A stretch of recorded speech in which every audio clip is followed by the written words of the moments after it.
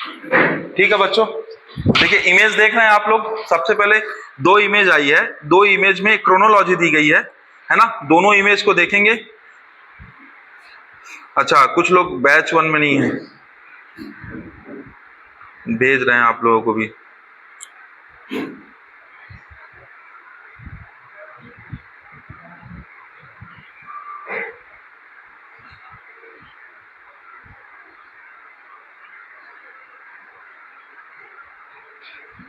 सभी लोग बैच 1 में जुड़े हुए हैं क्या?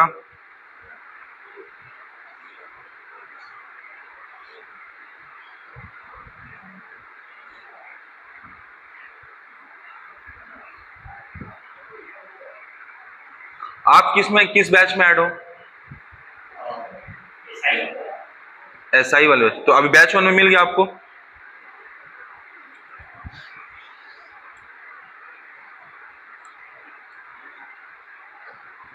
मेरे को मैसेज कीजिए।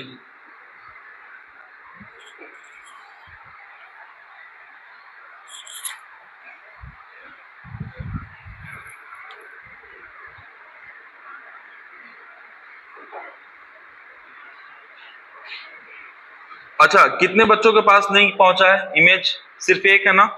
ठीक, पहुंच गया आपके पास भी। चलिए बच्चों, सबसे पहले क्रोनोलॉजी को देखते हैं, थोड़ा सा समझते हैं। पहले हम राजाओं को याद करेंगे, अब फिर उसमें जो जो इंपॉर्टेंट चीजें हैं उस चीज को समझेंगे, क्या क्या चीज कैसे कैसे। सबसे पहले क्या दिया हुआ है? बहादुर शाह फर्स्ट दिया है, दिखा है? बहादुर शाह फर्स्ट लिखा हुआ है ना। बहादुर शाह फर्स्ट को क्या कहा गया है? शाह आलम प्रथम। परिवर्ती मुगल काल देखेंगे बच्चों, परिवर्ती मुगल काल में हमने लास्ट एंड किया था, औरंगजेब पे हमारी कहानी खत्म हुई थी। औरंगजेब के 4 बेटे थे, जिसमें औरंगजेब के 3 बेटे थे। 3 बेटों में एक कौन सा बेटा था? मुअज्जम था। उस मुअज्जम को क्या कहा गया? मुअज्जम को ही बहादुर शाह प्रथम कहा गया। क्या कहा गया? बहादुर शाह प्रथम या शाह आलम कहा गया। ठीक है, दिख रहा है? अब उसके जस्ट बाद कौन है? जहांदार शाह। फिर कौन है? फर्रुखशियार। ठीक है, फिर रफी उद्दरजात और रफी उद्दौला, है ना बच्चों। ये रफी उद्दरजात और रफी उद्दौला ये मात्र 3-3 महीने के लिए राजा रहे हैं। क्या बोल रहे हैं? 3-3 माह के लिए सिर्फ क्या रहे हैं? राजा रहे हैं।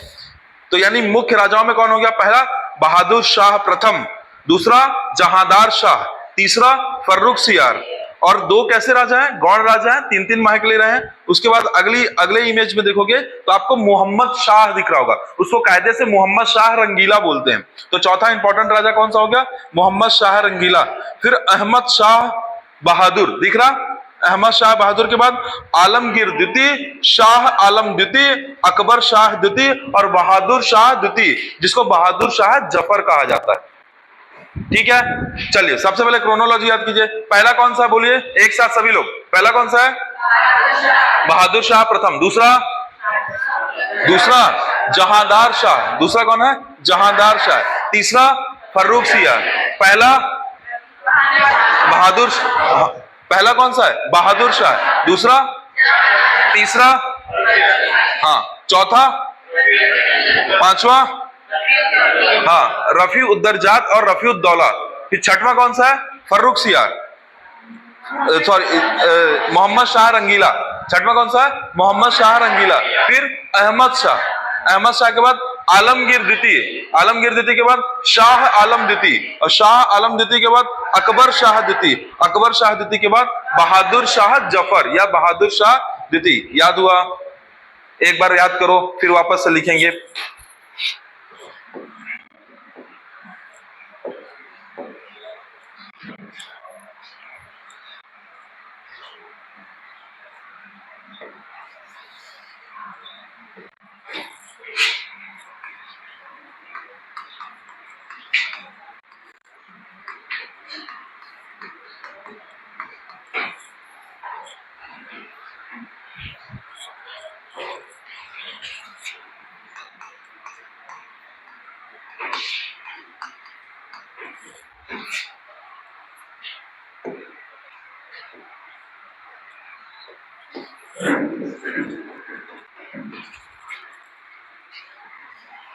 हमारा हेडिंग है परिवर्ती मुगल काल या मुगल काल के बाद की घटनाएं। देखिएगा बच्चों,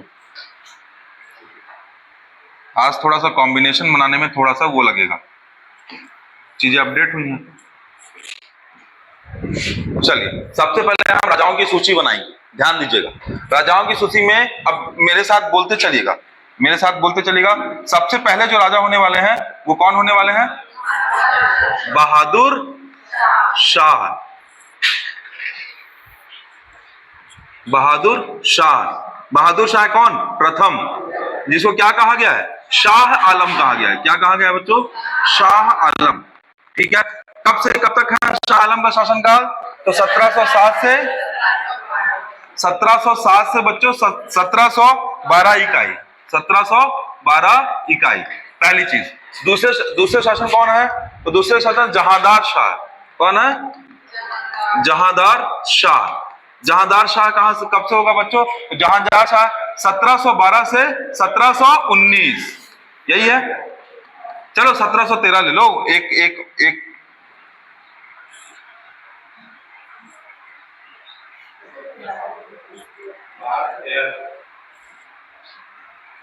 1713 से 1700,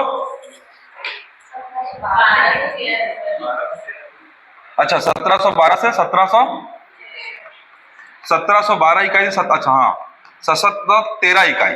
फिर उसके बाद कौन आएगा अगला? फर्रुख सियार। फर्रुख सियार का शासन होगा। फर्रुख सियार कब से कब? 1713 इकाई से 1719। फिर 3-3 माह के लिए 2 व्यक्ति रहेंगे। एक का नाम क्या रहेगा? रफी उर जात, और दूसरा क्या रहेगा? रफी उद दौला।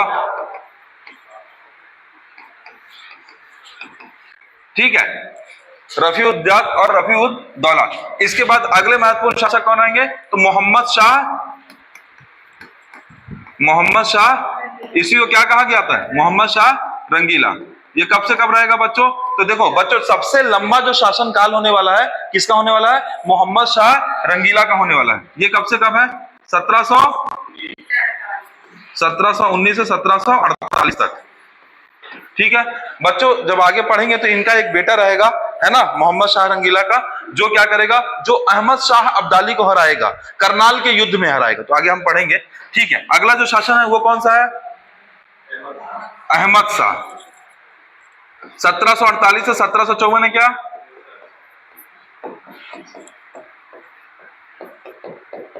फिर उसके बाद आलमगीर द्वितीय होगा बच्चों। कब से कब है? 1754 से 1759 इकाई तक है। फिर शाह आलम द्वितीय। अच्छा बच्चों, इसके बाद ना राजाओं इंपॉर्टेंट राजाओं की संख्या कम होती है। फिर हम कौन सा देखते हैं? बहादुर शाह। देखिए बहादुर शाह 1700 नहीं, रुकिए, शाह आलम द्वितीय। हाँ, शाह 1800। देखिए शाह आलम द्वितीय के बाद एक और राजा लिखते हैं पहले। अंतिम राजा कौन है? एक और होगा, अकबर द्वितीय होगा। अकबर द्वितीय के बाद, एक सेकंड बच्चों, अकबर द्वितीय के बाद कौन होगा? बहादुर शाह। चलिए, शाह आलम द्वितीय का टाइम कितना है? टाइम पीरियड कितना है? 1759 से शाह आलम द्वितीय 1759 से 1806। फिर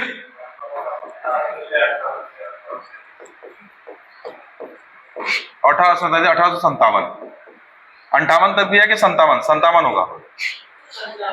57 दिया ना। देखो तो ये क्या हुआ? ये अब इसमें आपको जो मुख्य तौर पर याद रखना बच्चों, अब ध्यान देना, इसमें ना क्या क्या चीज है। ये हमको क्रोनोलॉजी हमने पढ़ लिया। हमने क्रोनोलॉजी में क्या देखा? बहादुर शाह, जहादर शाह, फर्रुख सियार। अब इसमें इंपॉर्टेंट क्या? सब लोग इधर ध्यान देंगे। बहादुर शाह इंपॉर्टेंट है क्योंकि वो क्या रहेगा? परिवर्ती मुगल काल का पहला शासक रहेगा। दूसरा कौन सा इंपॉर्टेंट है? बहादुर शाह द्वितीय। तो बहादुर शाह प्रथम से शुरुआत और बहादुर शाह द्वितीय से अंत। तो ऐसे रटेंगे, पहला और अंतिम, पहला और अंतिम। बहादुर शाह प्रथम और बहादुर शाह द्वितीय, याद हुआ? पहला और अंतिम। अब इसमें बच्चों जहांदार शाह, फर्रुख सियार मोहम्मद शाह रंगीला, इसको स्पेशली याद रखना है। 1 2 3 राजा। और देखो इसमें ना जितने ना सब राजा इंपॉर्टेंट नहीं है, अकबर द्वितीय की 1 या 2 इंपॉर्टेंट विशेषता होगी जिसको मैं भी बताऊंगा, जैसे करके बताता हूं। अब ना इसमें से अपने को क्या समझना, तो ये बेसिक फाउंडेशन हो गया कि परिवर्तित मुगल काल में इतने सारे राजा रहे। अब इन राजाओं के बारे में समझने से पहले इनकी मैपिंग देखते हैं, मैप समझते हैं ये किस तरीके से ये करने वाले हैं और क्या क्या इनके साथ होने वाला है। तो बच्चों सबसे पहले अपने को ये समझना होगा कि यहाँ पे ईरानी गुट, तुर्रानी गुट, ऐसे करके अलग अलग गुट हैं। एक गुट कौन सा है? ईरानी गुट। एक गुट कौन सा है? तुर्रानी गुट। एक गुट कौन सा है? अफगानी गुट। ये गुट क्या होते हैं? ये अमीर लोगों का अपना समूह है जो क्या करेंगे, जो अलग अलग राजा को स्थापित करने का काम करेंगे। जैसे कि इसमें ना आपको एक महत्वपूर्ण राजा मिलेंगे, एक महत्वपूर्ण व्यक्ति मिलेगा जिसका नाम है सैयद बंधु। क्या नाम है? सैयद बंधु। ये सैयद बंधु मिलके क्या करेंगे, पहले जहांदार शाह को क्या बनाएंगे? राजा बनाएंगे। जहांदार शाह उस सैयद बंधु के खिलाफ क्या करेगा? मतलब अपोज करने का काम करेगा, उनके अकॉर्डिंग काम नहीं करेगा जहांदार शाह। तो वो सैयद बंधु फर्रुख सियार के साथ मिलकर जहांदार शाह को मौत के घाट उतार देंगे और राजा किसको बना देंगे? फर्रुख सियार को बना देंगे। ठीक है, फर्रुख सियार से किसी वजह से उनकी अनबन होती है तो फर्रुख सियार को भी वो क्या सैयद बंधु निपटा देते हैं और फिर किसको बनाएंगे? रफी उर जद। फिर रफी उर जात का क्या होता है? तबियत बहुत ज्यादा खराब रहती है, वो एक बीमार शासक रहता है, तो रफी उर जात एक सफल शासक नहीं रहता। सेम यही केस किसके साथ होता है? रफी उद दौला के साथ। उसके वो भी एक बीमार शासक रहता है और अयोग्य शासक रहता है। अब उसके बाद वही सैयद बंधु किसको बनाएंगे? मोहम्मद शाह रंगीला को। मोहम्मद शाह रंगीला उस सैयद बंधु को सबसे पहले क्या करेगा? मृत्यु के घाट उतारेगा। और उन लोग 2 भाई रहते हैं, बताएंगे अभी हम आपको। तो उन 2 भाइयों में एक भाई को मृत्यु हुसैन और एक भाई आफक, उन दोनों को क्या करेगा? मौत के मतलब एक को मौत के घाट उतारेगा, एक को कैद करवा देगा। और मोहम्मद शाह रंगीला फिर लंबे समय तक शासन करेगा। क्यों करेगा लंबे समय तक शासन?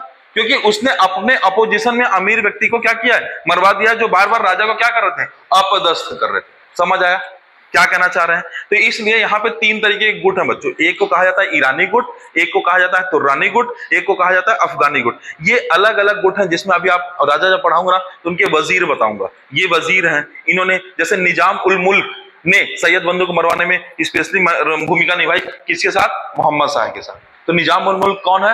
वजीर है। वजीर मतलब क्या? उस राजा का प्रधानमंत्री, उस राजा का प्रधानमंत्री। तो सब कुछ समझेंगे।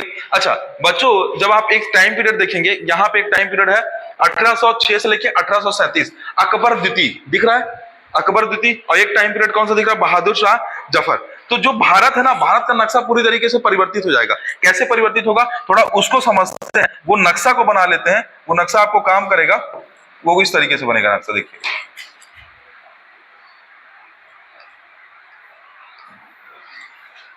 अभी सिर्फ लोकेशन ट्रेस करेंगे बच्चों, फिर जब आगे पढ़ेंगे उस लोकेशन पर राजा को बैठाएंगे। राजा को बैठाएंगे तो आपको समझो मॉडर्न हिस्ट्री का बैकग्राउंड तैयार हो रहा है ना। कैसे? ऐसे ही हवा में कुछ भी नहीं होगा। तो देखिएगा बच्चों, देखिएगा बच्चों, ये जो क्षेत्र है, ये क्षेत्र कहलाता है अवध। क्या कहलाता है? अवध क्षेत्र। क्या कहलाता है? अवध।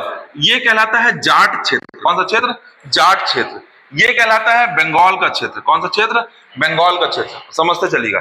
ये कहलाता है बच्चों हैदराबाद का क्षेत्र। कौन सा क्षेत्र? हैदराबाद का। तो आप समझिएगा, तो कौन सा क्षेत्र बोल रहे हैं? बंगाल क्षेत्र बोल रहे हैं। ये कौन सा क्षेत्र है? अवध क्षेत्र बोल रहे हैं बच्चों। यहीं पे है रुहेलखंड। कौन सा है? रुहेलखंड क्षेत्र। रुहेलखंड क्षेत्र। यहीं पे कुछ जाट समुदाय है, जाट क्षेत्र है, जाट समुदाय। यहां पे हैदराबाद क्षेत्र है बच्चों। इसी तरीके से आपको यहां पे ये पूरा मैसूर क्षेत्र मिलेगा। कौन सा क्षेत्र मिलेगा? मैसूर क्षेत्र मिलेगा। ठीक है, मैसूर कर्नाटक वाला क्षेत्र। और यहां पे आपको थोड़ा सा मद्रास वाला क्षेत्र मिलेगा।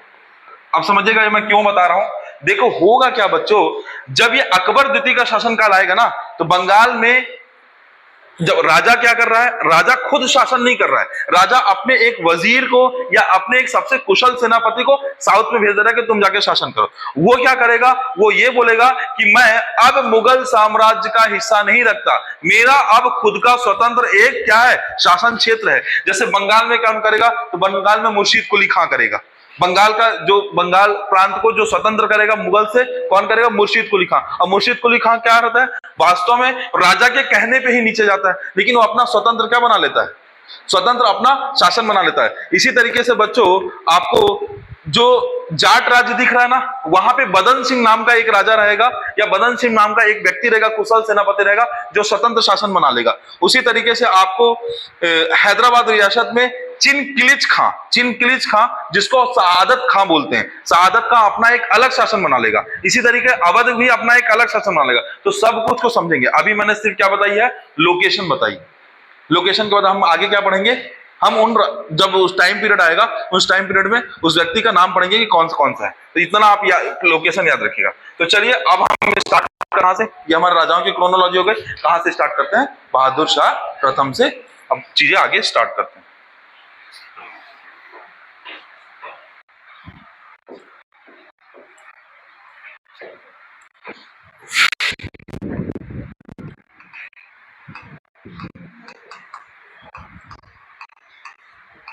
चलिए सबसे पहले तो बहादुर शाह प्रथम 1712 का पहली चीज।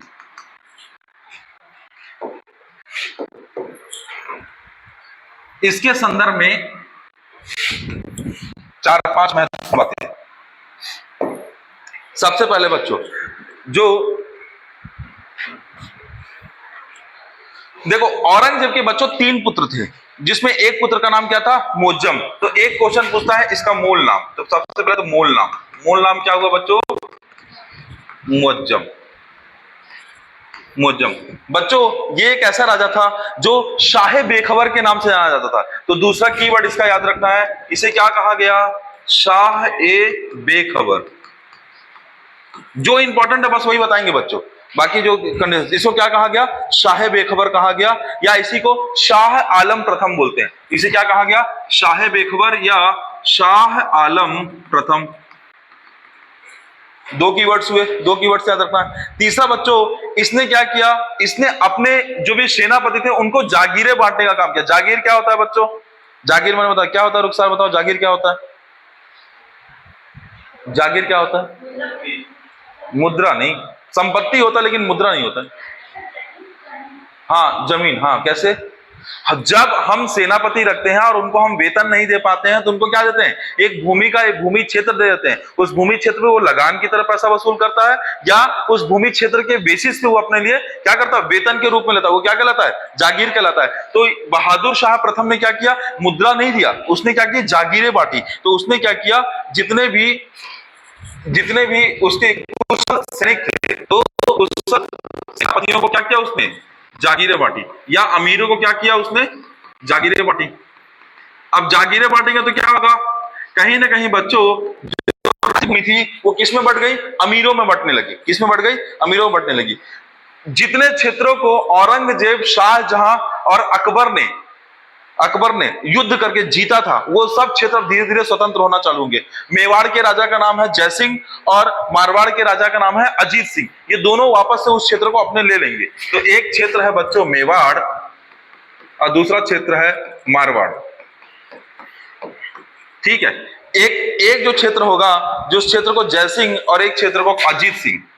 तो जय सिंह और अजीत सिंह के साथ क्या होगा बच्चों पता है, ये जो बहादुर शाह प्रथम है ये संधि कर लेगा और उनके साथ क्या कर लिया, संधि कर लिया, और उनको विजित क्षेत्र वापस लौटा देगा।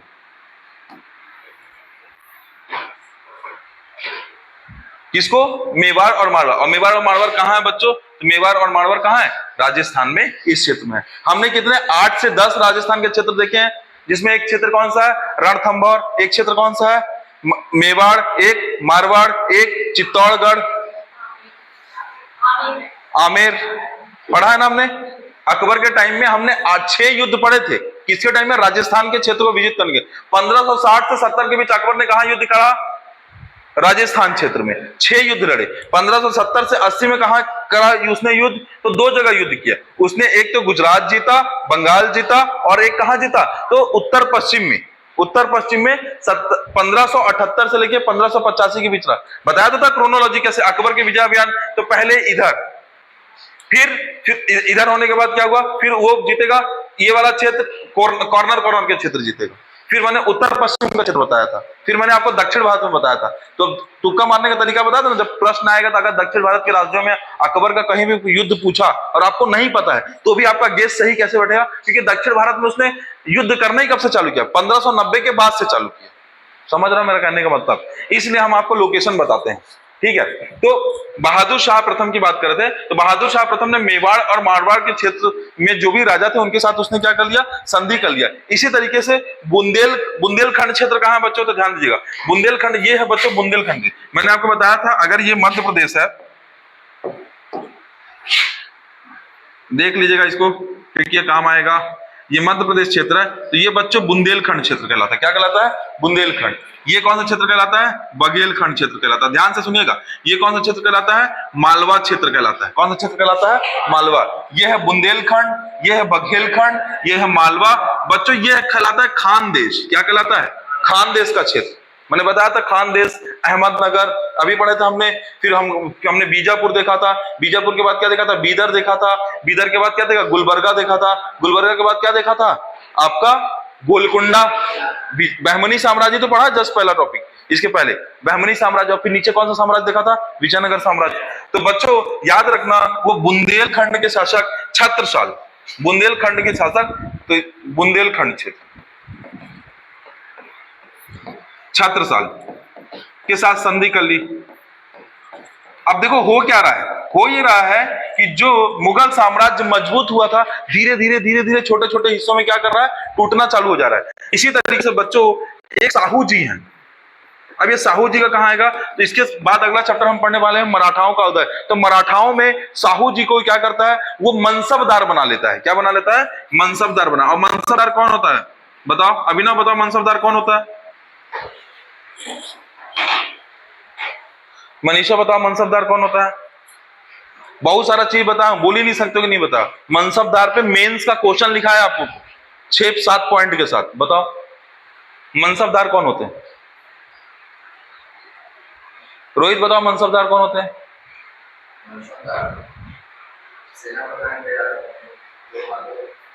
हाँ सेना दो भागों में, क्या क्या नाम है दो भागों में, क्या, एक पैदल सेना रहती है, एक घुड़सवार सेना रहती है, तो उसको क्या क्या बोलते हैं, हाँ जात और सवार बोलते हैं। ठीक है, मनसबदारी व्यवस्था क्या है बताओ।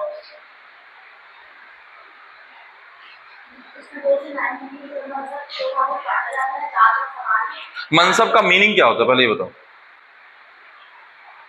लिखाया है बराबर, मनसब का मीनिंग 6 पॉइंट करके लिखा है आपको, मेंस का आंसर कराया, क्यों बताओ।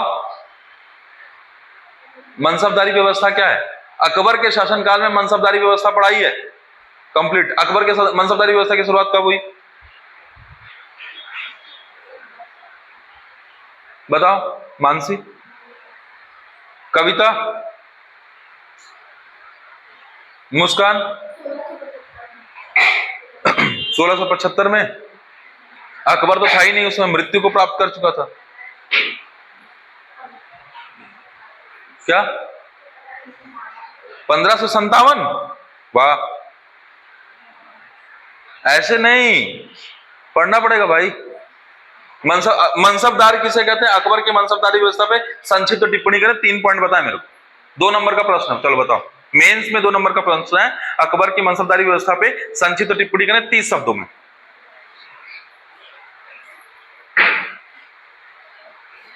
ऐसे काम नहीं चलेगा, आप लोग नहीं पढ़ोगे और मैं आपको सामने दिखाऊंगा प्रूफ कि मैंने बताया कि नहीं बताया।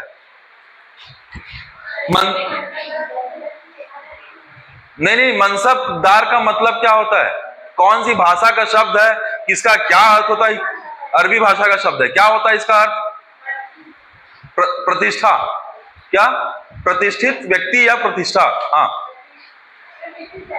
हाँ, फिर उसके बाद क्या होता है, राजा क्या करता था बच्चों, राजा अपने अमीरों का एक ग्रुप रखता था, उस अमीर के ग्रुप के पास, हर एक व्यक्ति के पास कि आपके पास इतनी सैन्य टुकड़ी है, आपको ये क्षेत्र देते हैं, आप इस क्षेत्र में क्या कीजिए, आप पूरे राजा के, मतलब क्या होता है, राजा अपने काम को बांट दिया है अपने एम्प्लॉइज को, बड़े बड़े अमीर लोगों को। वो अमीर लोगों को क्या शब्द बोल दिया, मनसबदार बोल दिया। वो मनसबदार क्या करते हैं, मनसबदार उस क्षेत्र में, जो क्षेत्र उनको दिया गया उस क्षेत्र में सेना रखते हैं। सेना कितने प्रकार की होती है, 2, एक जात और एक सवार, एक पैदल सेना, एक घुड़सवार सेना, अश्व सेना। उसके माध्यम से क्या करते थे, वहां से कर वसूलते थे, वहां काम कराते थे, और वो कर किसके पास जाता था? राजा के पास जाता था। यही तो मनसबदारी व्यवस्था थी। तो हुआ क्या, देखो बच्चों, मैं कहना क्या चाह रहा हूं, जब देखो अगर मैं बता दूंगा और मनसबदार का मतलब है नहीं समझोगे तो क्या मतलब है? देखो क्या हुआ, जो बहादुर शाह प्रथम था, उसने पहली चीज तो ये है बच्चों, क्या ये बुंदेलखंड वाला क्षेत्र, मेवाड़ वाला क्षेत्र, मारवाड़ वाला क्षेत्र, यहां संधि कर लिया, और मराठाओं के साथ जहां उसकी पकड़ थी वहां पे भी उसने क्या किया, शाहू जी को उसने क्या बना दिया, अपना मनसबदार बना दिया। मतलब साहू जी पे छोड़ दिया पूरा चीज कि वो क्षेत्र को तुम देखो, हमको तुमसे पैसा चाहिए। जैसे एक होता है, एक दुकानदार क्या बोलता है कि भैया हमने तुम्हारी दुकान में 5 लाख रुपए पैसा इन्वेस्ट कर दिया, महीने का मेरे को 10,000 तुम देना, बाकी हमको मतलब नहीं है, तुम लाख कमाते हो करोड़ कमाते हो। यही तो है मनसबदारी व्यवस्था। मतलब एक तरीके से समझने के लिए, एक्चुअल में ये नहीं है लेकिन एक तरीके से समझने के लिए। तो उसने क्या किया बच्चों, ये चारों क्षेत्र को क्या कर दिया, चारों क्षेत्र, इन चारों क्षेत्र में मुगल की पीठ कमजोर, मतलब पैठ जो है कमजोर हो गए। ये देखो, ये पश्चिम भारत को डिनोट करता है, ये मध्य भारत को डिनोट करता है, ये दक्षिण भारत के द्वार को डिनोट करता है। तोड़ रहा ना, एक राजा को तोड़ा जा रहा है, कैसे इन लोग बड़ी बड़ी चालाकी से तोड़ेंगे। क्लियर हुआ कि नहीं बहादुर शाह प्रथम? क्लियर हुआ? अच्छा बच्चों, बहादुर शाह के टाइम में मैंने आपको बताया था सिख के 10 गुरु बताए थे। बताओ 5वें 6वें 7वें 8वें 9वें 10वें का नाम बताओ, बैठ के, बैठे बैठे। 5वें गुरु का नाम अर्जुन देव, उनकी खासियत बताओ। भैया तुम लोग कॉपी उठा के पलटा के देखना चालू करो, नहीं बनेगा तो बताऊंगा। हाँ, अर्जुन देव को किसने कहा मरवाया था और किसकी मदद करने पे मरवाया था, सब लिखा है आपकी कॉपी में। हाँ, क्यों मरवाया था? जहांगीर के बेटे का नाम क्या था? खुसरो।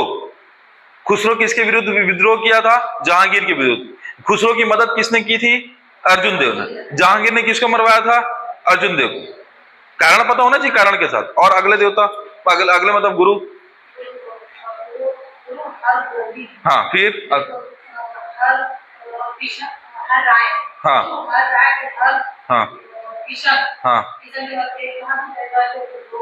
हाँ। तो अगला जो राजा कौन, अगला जो गुरु है वो कौन सा, जो मुगल राजा के विरुद्ध लड़ा, दूसरी बार शहीद हुआ है? तो पहला शहीद गुरु कौन थे? अर्जुन देव। दूसरे शहीद गुरु कौन थे? गुरु तेग बहादुर। और तीसरे मतलब अंतिम में सबसे अंतिम गुरु कौन है? 10वें गुरु गुरु गोविंद सिंह। उनका जन्म कहाँ हुआ है? बिहार में हुआ है। ठीक है, गुरु गोविंद सिंह का। गुरु गोविंद सिंह ने क्या पंथ की स्थापना की? खालसा पंथ की स्थापना की। बताया सब अच्छे से। अब खालसा पंथ की स्थापना करने के बाद गुरु गोविंद सिंह ने क्या बोला कि जो गुरुओं की परंपरा है वो 10वें गुरु के बाद समाप्त हो जाती है।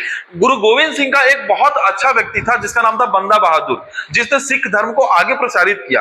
वो जो बंदा बहादुर है बच्चों, बंदा बहादुर और शाह आलम प्रथम, ये बहादुर शाह प्रथम के विरुद्ध विद्रोह होता है। किसके विरुद्ध विद्रोह होता है? बंदा बहादुर और इसके बीच। तो क्या होता है, उन दोनों के बीच एक सैन्य अभियान होता है। तो सैन्य अभियान में बंदा बहादुर और मतलब बहुत कड़ा मुकाबला करते हैं, किससे?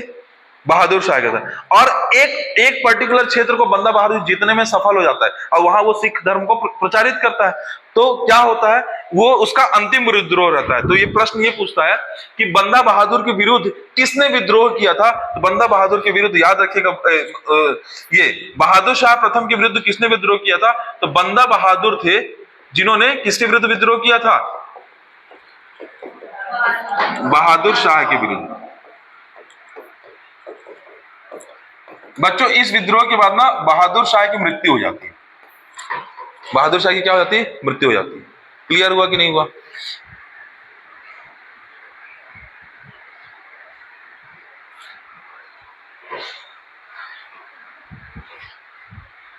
कब होता है ये? 27 फरवरी 1712। तो अपना कुछ क्षेत्र जीत लेता है कौन? बंदा बहादुर।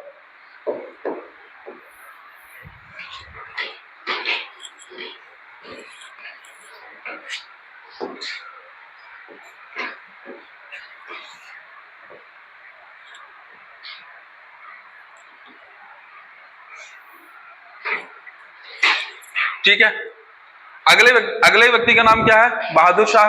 बहादुर शाह प्रथम के बाद कौन आते हैं? जहांदार शाह। कौन आते हैं? जहांदार शाह।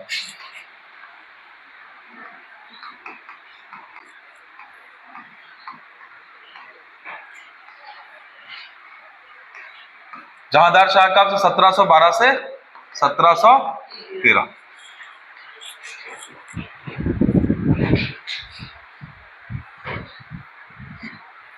बच्चों एक्चुअली क्या होता है आप समझिएगा, एक कैरेक्टर का नाम लिख रहा हूं बच्चों, जिसका नाम है बच्चों, देखो मेरे को इधर से नहीं दिख रहा, पीछे से दिख रहा है क्या कलर जहादार शाह का, दिख रहा है क्या?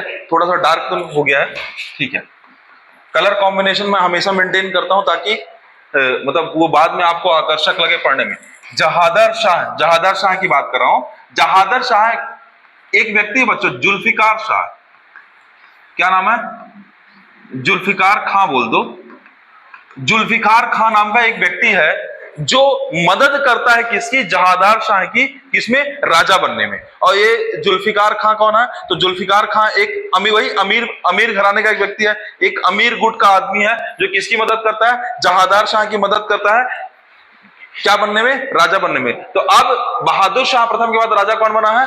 जहादार शाह। लेकिन सत्ता कौन चलाता है? तो याद रखिएगा, सत्ता चलाने का काम कायदे से जुल्फिकार खां करता है। सत्ता चलाने का काम कौन करता है?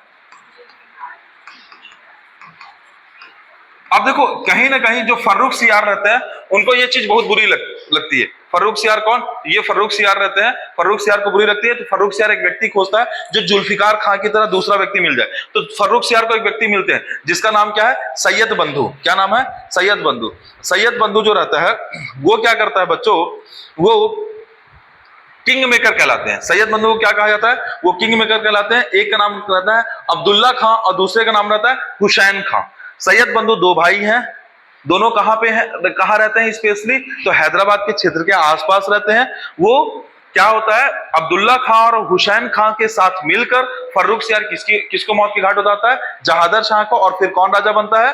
फर्रुख सियार राजा बनते हैं। ठीक है, तो अब ये समझिए कि इसके बारे में, जहादर खां के बारे में और जो इंपॉर्टेंट बातें हैं उसको समझ लेते हैं। तो याद रखिएगा बच्चों, इजारेदारी प्रथा। तो याद रखिएगा, इजारेदारी प्रथा की शुरुआत किसने की? जहादार शाह ने की। बच्चों इसी तरीके से इसे लंपट मूर्ख कहा जाता है। इसे क्या कहा जाता है? लंपट मूर्ख कहा जाता है। याद रखिएगा, पूछता है लंपट मूर्ख किसे कहते हैं, फिर दूसरा पूछता है कि शाहे बेखबर किसे कहते हैं। लंपट मूर्ख किसे कहते हैं? जहादार शाह को कहते हैं। किसे कहते हैं? जहादार शाह को कहते हैं।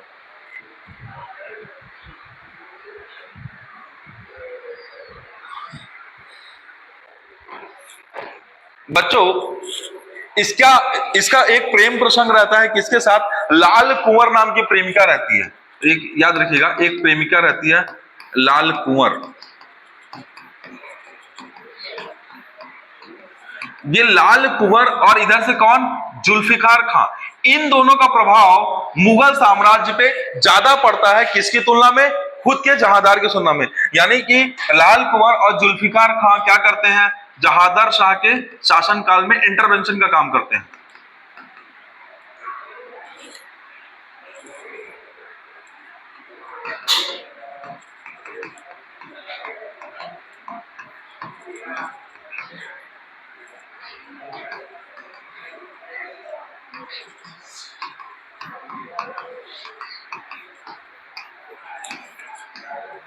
बस बच्चों इसके बारे में इतना ही याद रखना है।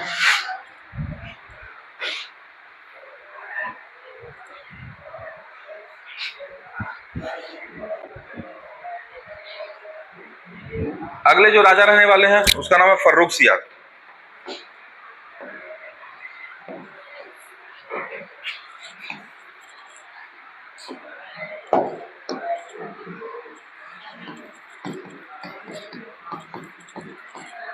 चलिए बच्चों, फर्रुख सियार का टाइम पीरियड कहां से होगा?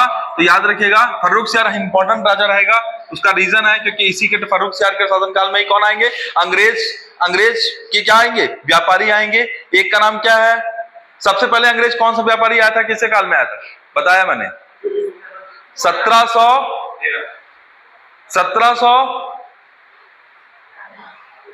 पहला अंग्रेज व्यापारी कब आया था?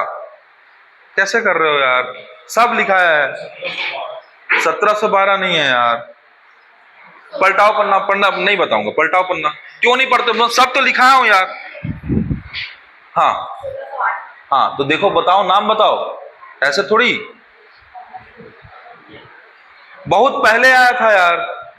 जहांगीर के शासनकाल में आया था। कैसे नहीं आया? जहांगीर के शासनकाल में 2 बार आए हैं, एक 1608 और एक 1615। और कौन कौन से व्यक्ति आए थे और कौन सा फादर आया था ये भी बताया था मैंने आपको। कैसे कर रहे हो? आगे बताने का मन ही नहीं करता, कुछ पूछता हूं तो याद ही नहीं है।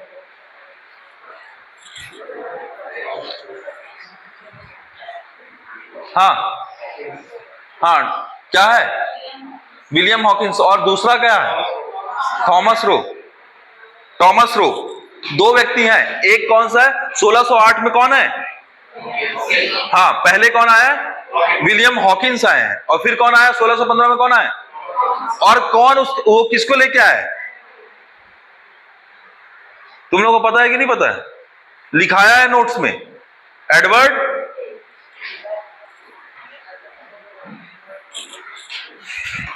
भैया आप जानो, मैंने तो अच्छे से पढ़ाया है। 1713 से लेकर 1719 तक शासनकाल रहता है बच्चों। फर्रुख सियार के बारे में इंपॉर्टेंट चीज देखिए। देखिए फर्रुख सियार के बारे में मैंने आपको बताया ना, हैदराबाद के 2 प्रमुख अमीर गुट के 2 प्रमुख भाई रहेंगे। एक का नाम है अब्दुल्ला खां, एक का नाम है हुसैन अली। तो देखिएगा, सैयद बंधुओं के सहयोग से, पहला लाइन तो यही लिखेंगे, सैयद बंधुओं के सहयोग से बना राजा। अच्छा, इन सैयद बंधुओं को बच्चों किंग मेकर बोलते हैं। क्या बोलते हैं? किंग मेकर बोलते हैं। क्यों किंग मेकर बोलते हैं? तो सैयद बंधु ने किन किन को बनाया?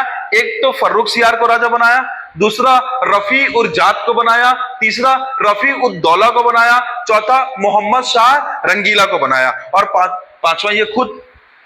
ठीक है, तो टोटल कितने राजाओं को बनाया? तो उन्होंने टोटल 6, कायदे से 6, फर्रुख सियार, रफी उद दौला, रफी उद जात, एक और बच्चों क्षेत्रीय स्तर पे मोहम्मद इब्राहिम है। तो उसको मत याद करो, बस ये याद करना कि ये जो 4 राजा हैं, देखो पहला कौन सा? फर्रुख सियार, दूसरा कौन सा? रफी उर जात और रफी उद दौला, तीसरा कौन सा? हाँ, मतलब 1 2 3 4, ये 4 राजाओं को कौन स्पेशली बनाता है? सैयद बंधु बनाते हैं राजा। तो इसलिए इनको क्या कहा जाता है? किंग मेकर की संज्ञा दी गई है। किंग मेकर की संज्ञा किसे दी गई है? सैयद बंधु को। कौन कौन से राजा? तो चलिए बताइए। पहला कौन सा? फर्रुख सियार, दूसरा कौन सा? रफी उर जात और रफी उद दौला, और फिर रफी उद दौला के बाद मोहम्मद शाह रंगीला। मोहम्मद शाह, ये 4 राजाओं को बनाया है, इसलिए इनको क्या बोलते हैं? किंग मेकर कहते हैं। सैयद दो सैयद बंधु का नाम क्या है? उन दोनों का नाम देखिएगा, अब्दुल्ला खां, नाम भी याद रखिए, अब्दुल्ला खां, और हुसैन अली खां। हुसैन अली खां। बच्चों इसमें जो अब्दुल्ला खां है वो बड़ा भाई है, और हुसैन अली खां जो है वो छोटा भाई है। ठीक है बच्चों, जो चिनकिलच खां है ना, चिनकिलच खां जो रहेगा वो बाद में जाके हैदराबाद रियासत बनाएगा। चिनकिलच खां, उसका नाम रहेगा निजाम उल मुल्क। क्या? निजामुल मुल्क। क्या बोलते हैं? निजामुल मुल्क। निजाम उल मुल्क क्या करेगा? तो इसके बाद ये देखो, फर्रुख सियार राजा बना है, इसको कौन बनाया है? सैयद बंधु ने बनाया। रफी उद जात 3 माह के लिए, रफी उद दौला 3 माह के लिए, फिर मोहम्मद शाह रंगीला। मोहम्मद शाह रंगीला लंबे समय के लिए रहेगा। मोहम्मद शाह रंगीला को पता होता है कि अगर मुझे लंबे समय तक शासन करना है और मुझे इन लोगों की कठपुतली बन के नहीं रहना है, तो मुझे सबसे पहले इनको निपटाना पड़ेगा। तो वो क्या करता है? वो अपना एक वजीर बनाता है, उस वजीर को बोलते हैं निजामुल मुल्क। निजाम उल मुल्क जो रहता है वो सबसे पहले हुसैन अली को मौत के घाट उतार देता है, और इसके बाद क्या करता है? अब्दुल्ला खां को गिरफ्तार करवा देता है। बाद में यही निजाम उल मुल्क क्या करेगा?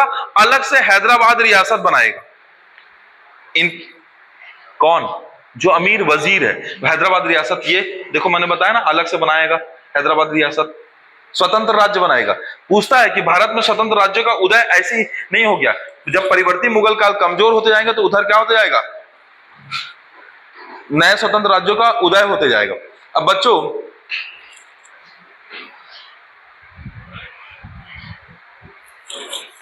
अच्छा, एक चीज समझिएगा, आप याद रखिएगा, फर्रुख सियार के टाइम में जो अब्दुल्ला खां है ना बच्चों, ये वजीर कहलाता था। क्या कहलाता था? प्रधानमंत्री। वजीर कहलाता था। क्या कहलाता था? वजीर कहलाता था। बच्चों एक एक एक घटना होती है कि फर्रुखसियार को ना गले की बीमारी हो जाती है। वो गले की बीमारी एक्चुअल में घेंगा नामक एक रोग हो जाता है। तो क्या होता है कि एक अंग्रेज चिकित्सक आता है, हैमिल्टन। क्या है उस चिकित्सक का नाम, क्या बोल रहा हूं, हैमिल्टन। हैमिल्टन किसके शासनकाल में आया, फर्रुखसियार के शासनकाल में। ठीक है। विलियम हॉकिंस किसके शासनकाल में आए, जहांगीर के शासनकाल में। थॉमस रो किसके शासनकाल में आए, जहांगीर के शासनकाल। उधर का इधर, इधर का उधर नहीं करना, इसलिए बोला 1608, 1615 और ये 1717, 100 साल बाद 1717 में कौन आता है, एक डॉक्टर हैमिल्टन आता है। हैमिल्टन कहां आता है, फर्रुखसियार के शासनकाल में आता है। वो क्या करता है बच्चों, उसकी गले की बीमारी को पूरी तरीके से क्या करता है, ठीक कर देता है। इससे फर्रुखसियार खुश हो जाता है और उसके लिए एक फरमान जारी करता है, जिसे क्या, कैसा फरमान जारी करता है, तो ट्रेड मैग्ना कार्टा, व्यापार का मैग्ना कार्टा जारी करता है। तो कंपनी के लिए एक मैग्ना कार्टा जारी करता है। Magna carta is a set of rules.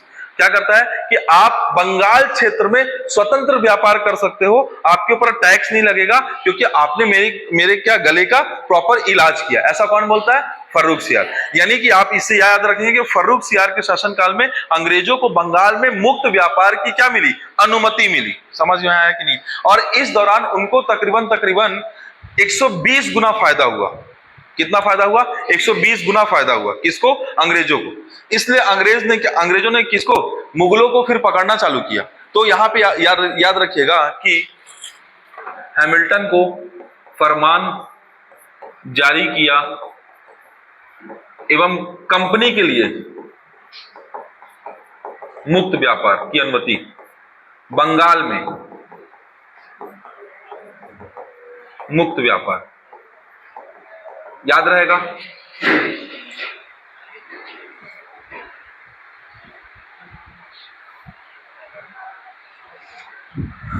जब मराठा पढ़ेंगे ना बच्चों, तो मराठाओं में एक बालाजी विश्वनाथ रहेंगे। क्या रहेंगे, एक बालाजी विश्वनाथ रहेंगे। तो ये मराठाओं के साथ भी संधि करेगा, जिसे मराठा का मैग्ना कार्टा कहते हैं। तो इसके बारे में एक चीज और याद रखिएगा बच्चों, वो जो है मराठाओं के साथ संधि, जिसे क्या कहा गया, मराठा का मैग्ना कार्टा। मराठाओं के साथ संधि और मराठाओं को क्या कहा गया बच्चों, मैग्ना कार्टा कहा गया। ठीक है, इसके बारे में इतना याद रखना है बच्चों। अब क्या होता है, फर्रुखसियार की मृत्यु करवा देते हैं। कौन, सैयद बंधु। क्यों, जो फर्रुखसियार रहता है समय के साथ क्या करता है, सैयद बंधुओं की बात मानना बंद कर देता है। तो सैयद बंधु क्या करते हैं, उसकी मृत्यु करा देते हैं और अगला राजा किसको बनाते हैं, रफी उर जात को। लेकिन अब रफी उर जात के साथ ये होता है बच्चों कि रफी उर जात शारीरिक रूप से सक्षम नहीं रहता है, वो बीमार शासक रहता है। कौन, रफी उर जात। तो रफी उर जात के बारे में बस आपको दो चीजें याद रखनी है, जिसको मैं यही बताऊंगा। जिसके बारे में एकदम कम जानना होता है उसको हम यही बताते हैं, बताया था ना आपको, ऐसे करते हैं। तो रफी उर जात के बारे में सिर्फ आपको याद रखना कि ये सरदेश मुखी, किसकी, सरदेश मुखी, और चौथ वसूलने का अधिकार मराठाओं को देता है। चौथ वसूलने का अधिकार किसको देता है, मराठाओं को देता है। बच्चों ये चौथ और सरदेशमुखी क्या है, सरदेशमुखी मतलब 10% को बताता है। जितना भी आपका रेवेन्यू कलेक्शन होगा उसका 10% किसके पास जाएगा, मराठाओं के पास जाएगा। ये तो सरदेशमुखी का किसको अनुमति देता है, किसको, मराठाओं को। और चौथ मतलब क्या होता है, 1/4, चौथा हिस्सा। यानी कि टोटल लैंड के रेवेन्यू का 25% हिस्सा किसके पास जाएगा, मराठाओं के। तो दो अधिकार मराठाओं को देने वाला राजा कौन सा है, तो रफी उर जात है। जनरली बच्चों इसके बारे में नहीं पढ़ाते, लेकिन चौथ और सरदेशमुखी यूपी पीसीएस पूछ चुका है, इसलिए मैं आपको बता रहा हूं। तो चौथ और सरदेशमुखी का अधिकार किस मुगल शासक ने दिया था, तो रफी उद दरजात बोलते हैं इसको, ऐसे भी लिखा जाता है, रफी उद, एकदम ऐसे आप ऐसे याद रखना, रफी उर दरजात, संधि विच्छेद होकर ऐसे हो जाएगा। ठीक है, आपको यह समझ में आया कि नहीं आया। आगे बढ़े, तो रफी उर जात के बारे में हो गया। अब बात करते हैं मोहम्मद शाह रंगीला की। तो अगला जो राजा होने वाला है वो कौन होने वाला है, मोहम्मद शाह रंगीला।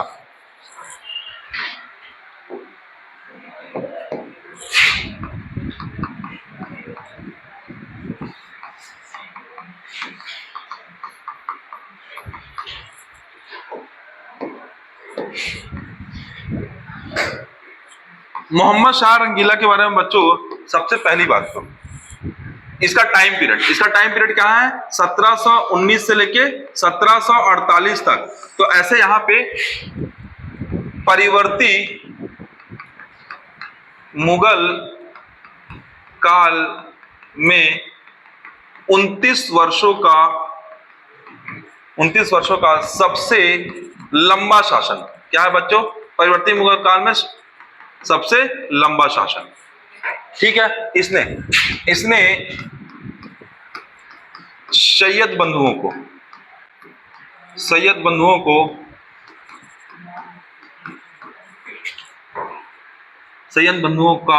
बंधुओं का अंत किया।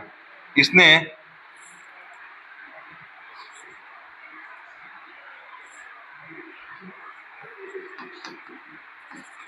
अंत किया। अभी ये रुकेगा यहाँ पे। वजीर किसको बनाया बच्चों? तो वजीर बनाया इसने निजाम उल मुल्क को। क्या किया? वजीर बनाया। निजाम उल मुल्क को क्या किया? वजीर बनाया। और ये निजाम उल मुल्क ने की मदद से उसने सैयद बंधुओं को मारा। इसमें हुसैन अली का क्या हुआ? हुसैन अली को मौत के घाट उतार दिया। और जो दूसरा राजा था बच्चों, दूसरा राजा का नाम क्या है? मतलब दूसरा जो व्यक्ति है अब्दुल्ला खां को कैद करवा लिया।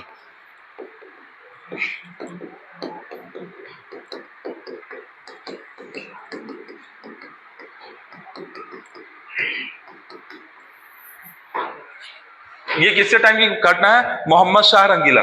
बच्चों मोहम्मद शाह रंगीला को शाह इसको कायदे से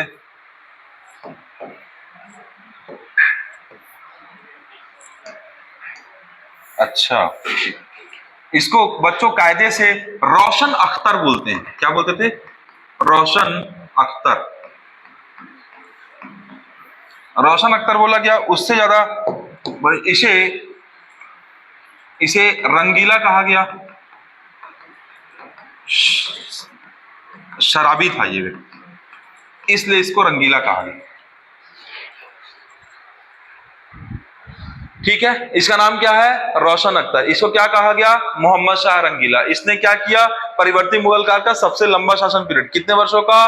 29 वर्षों का। इसने किसको वजीर बनाया? निजाम उल मुल्क को वजीर बनाया। निजाम उल मुल्क ने क्या किया? सैयद बंधुओं को मार दिया। ठीक है, और इसके बारे में सबसे इंपॉर्टेंट चीज बच्चों, 1720 में औरंगजेब ने जजिया कर लगाया था बच्चों। अकबर ने जजिया कर समाप्त किया था। चलो बताओ तो अकबर ने कब कब क्या किया था? चलो बताओ। बताया है 6-7 पॉइंट बताए हैं, बताओ। सबसे पहले तीर्थ यात्रा कर था, कब समाप्त किया था? दास प्रथा कब समाप्त किया था? इबादत खाने का निर्माण कब किया था? फिर 1662 है ही नहीं। 1562 में क्या किया? दास प्रथा समाप्त किया 1562। फिर क्या किया?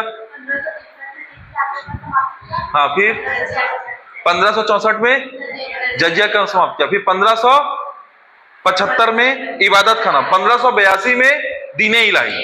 5-6 पॉइंट एक साथ बताया था। तो फैक्ट जिसको रटना है, सबसे पहले 1562 तीर्थ यात्रा कर, 1562 दास प्रथा, 1563 तीर्थ यात्रा कर, 1564 जजिया कर, 1575 इबादत खाना, 1582 दीने इलाही, और 1586 में क्या किया था?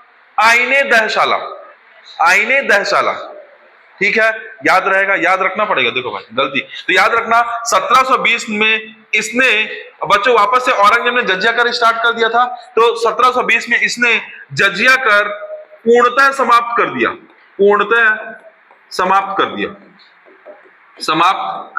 दिया। ये किसकी बात हो गई? ये मोहम्मद शाह रंगीला की बात हो गई।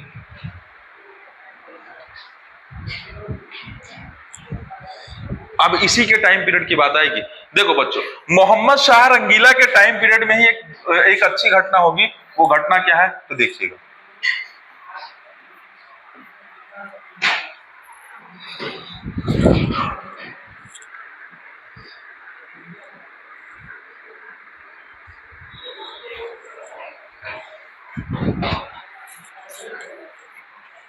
ये तो है ही, दो क्वेश्चन उस हिसाब से आंसर चेंज होगा।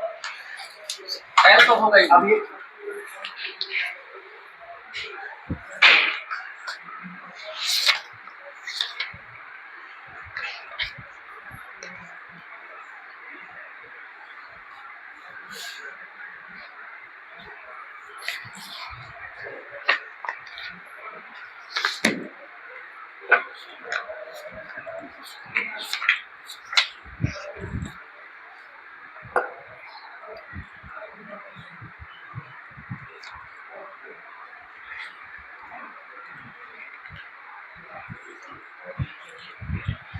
ठीक है, चलिए बताते हैं क्या क्या होगा बच्चों। मेन इसके टाइम पीरियड में ही ना, देखिए मैंने आपको जो डायग्राम दिखाया था ना,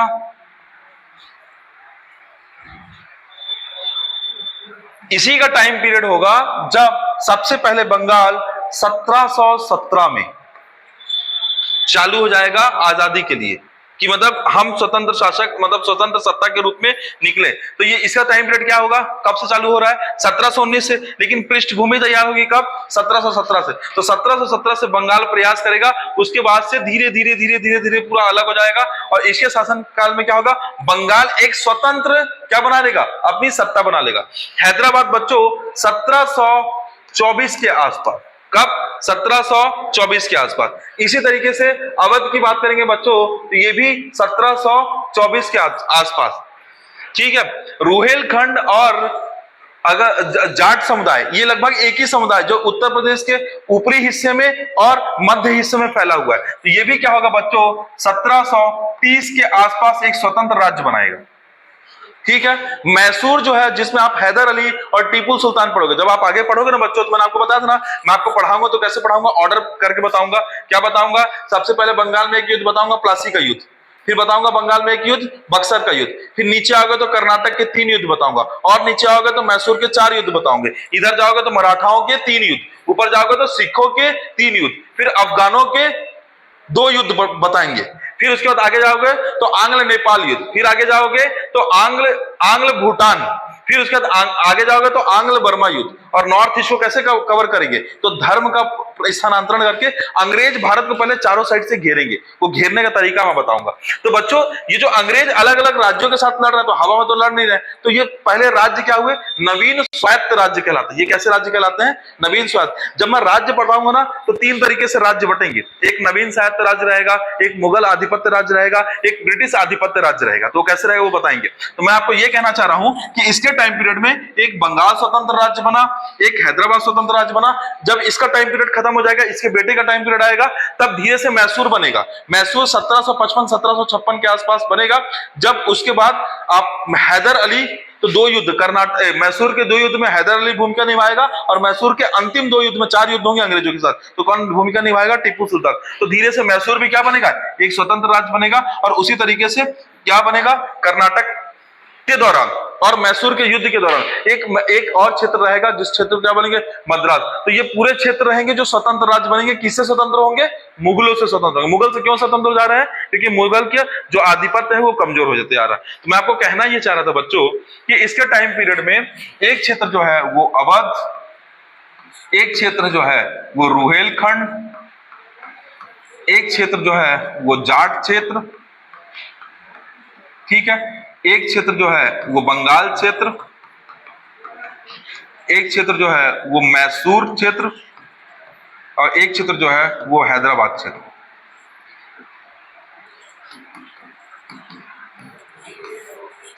ये सब क्या होंगे, स्वतंत्र क्षेत्र के रूप में स्थापित होंगे। क्या बच्चों, यहीं पे मैं सबके कौन कौन स्थापित करेगा, कौन स्थापित करेगा, उसकी एक सूची दूंगा, जानबूझ के यहां नहीं बता रहा। तो मोहम्मद शाह रंगीला के टाइम में ये ऐसे क्षेत्र हैं जो क्या करेंगे, जो स्वतंत्र हो जाएंगे। क्या हो जाएंगे, स्वतंत्र हो जाएंगे। ठीक है बच्चों, आपने नादिर शाह और अहमद शाह अब्दाली, 2 व्यक्ति हैं। क्या बोल रहा हूं, नादिर शाह और अहमद शाह अब्दाली। तो इसके टाइम पीरियड में देखिएगा 2 चीजें, नादिर शाह दूसरा है अहमद शाह अब्दाली। दो व्यक्ति का नाम बता रहे हैं, एक का नाम क्या है नादिर शाह और एक का नाम क्या है अहमद शाह अब्दाली। ये क्या है ईरानी, क्या है ईरानी। थोड़ा सा पता नहीं आपकी बुद्धि है कि नहीं है, नहीं है तो इधर ध्यान दीजिएगा, तो बुद्धि वापस से आ जाएगी जो भूल गए हैं। आप भूल चुके हैं एक चीज, अभी मैं पूछूंगा, देखते हैं याद होगा तो बता देंगे।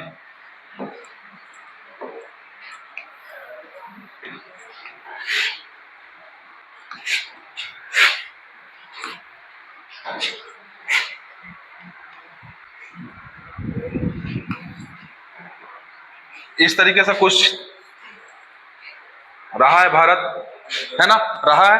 अब मुझे बताना एक चीज, इतना अच्छे से पता है तो बताओ, सबसे पहले तो ये बताओ, मुसलमान भारत पे आक्रमण करते हैं, है ना, मुसलमान भारत पे आक्रमण करते हैं। अब कैसे कैसे करेंगे आक्रमण, रुखसार तुमसे ही पूछते हैं। सबसे पहले कौन करेगा आक्रमण बताना, क्योंकि मुझे आगे बताना है ना, अहमद शाह अब्दाली को तक जोड़ना है चीजों। सबसे पहले कौन करेगा, अरबी आक्रमणकारी। अब ये कहां कहां है मैं बैठाऊंगा भी सबको। सबसे पहले कौन आक्रमण करेगा, अरबी आक्रमणकारी। कब, 712। कौन, मोहम्मद बिन कासिम। पहला सफल आक्रमण, आक्रमण तो पहले होगा लेकिन पहला सफल आक्रमण 1712 मोहम्मद बिन कासिम। दूसरा तुर्की आक्रमणकारी। तुर्की आक्रमणकारी को अब अलग अलग से डिवाइड करो। सबसे पहले कौन सा, गजनवी, गजनवी आक्रमणकारी। तो गजनवी वंश, गजनवी वंश के बाद कौन सा, गौरी वंश। गौरी वंश के बाद कौन सा, तो गौरी वंश के अंतर्गत ही गुलाम वंश। गुलाम वंश से ही कौन सा आया बच्चों, तुगलक वंश। और तुगलक से ही कौन सा आया है, तो बच्चों गुलाम वंश, देखिए यहां पे थोड़ा सा गड़बड़ है। गुलाम वंश में ही चीजें और सेपरेट होंगी। इल्तुतमिश कुतुबुद्दीन ऐबक से संबंधित नहीं है। कुतुबुद्दीन ऐबक तुर्किश है, लेकिन तुर्किशों का क्या है, गुलाम है। लेकिन इल्तुतमिश क्या है, इल्तुतमिश उससे डिफरेंट प्रजाति है। तो आप याद रखिएगा, बस आप मोटा मोटा याद रखिएगा कि इसके अलावा बीच में एक बलबन आएगा जो अलग सजदा और प्रवेश और अलग सिद्धांत को लेके आएगा ना, ईरानी राजत्व का सिद्धांत लेके आएगा। कौन, बलबन। उसके बाद कौन आएगा, तुगलक आएंगे, खिलजी आएंगे। उसके बाद कौन आएंगे, खिलजी, जो किसके सामंत रहेंगे, सामंत बोले तो गुलाम वंश के सामंत रहेंगे, गुलाम वंश के सेनापति रहेंगे। खिलजी के बाद तुगलक। यहां तक मामला दिक्कत नहीं है, ये सब गौरी वंश से संबंधित है ऐसा मान लेते हैं। लेकिन अलग मुस्लिम के तौर पर देखोगे तो इसके बाद कौन आएंगे, याद रखो 1398 में एक व्यक्ति आएगा जो अटैक करेगा। उसका नाम क्या है, तैमूर लंग। क्या नाम है, तैमूर लंग। तैमूर लंग कहां से आता है, कहां से आता है, मध्य एशिया से आता है। सबसे सेफ जवाब, मध्य एशिया अपने आप में बहुत बड़ा है, जोड़ लो जहां से आता है ना। ठीक है, चलो मान लिया कि तैमूर लंग आता है मध्य एशिया से।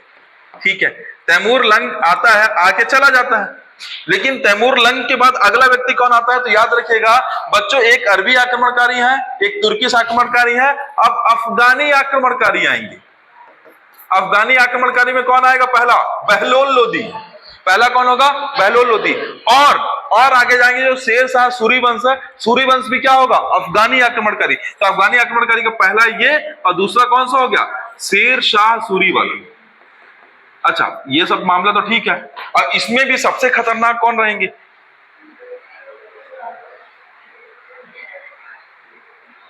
इसमें सबसे खतरनाक कौन, आप तो मुगल आएंगे। मुगल आक्रमणकारी है ना भारत में, अहमद शाह अब्दाली तक जोड़ रहा हूं इसलिए बता रहा हूं। मुगल आक्रमणकारी, मुगल आक्रमणकारी कौन थे, बाबर तो थे, लेकिन ये कौन थे, ये मंगोल थे और तुर्किश थे। और ये जो तैमूर लंग है, तैमूर लंग कायदे से बच्चों चगताई तुर्क है। क्या है, चगताई तुर्क। और मंगोल और तुर्कियों में चगताई तुर्की और मंगोल। तो इधर से कौन सी संतान, 5वीं, इधर से कौन सी संतान, 14वीं।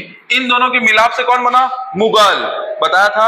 अब मुगल आए तो कितने सारे लोगों को लेके आएंगे। तो अब ये आपका क्या हुआ, बाबर, हुमायूं, अकबर, जहांगीर, शाहजहां, औरंगजेब और ये अपने लंपट मूर्ख लोग जितने भी हैं।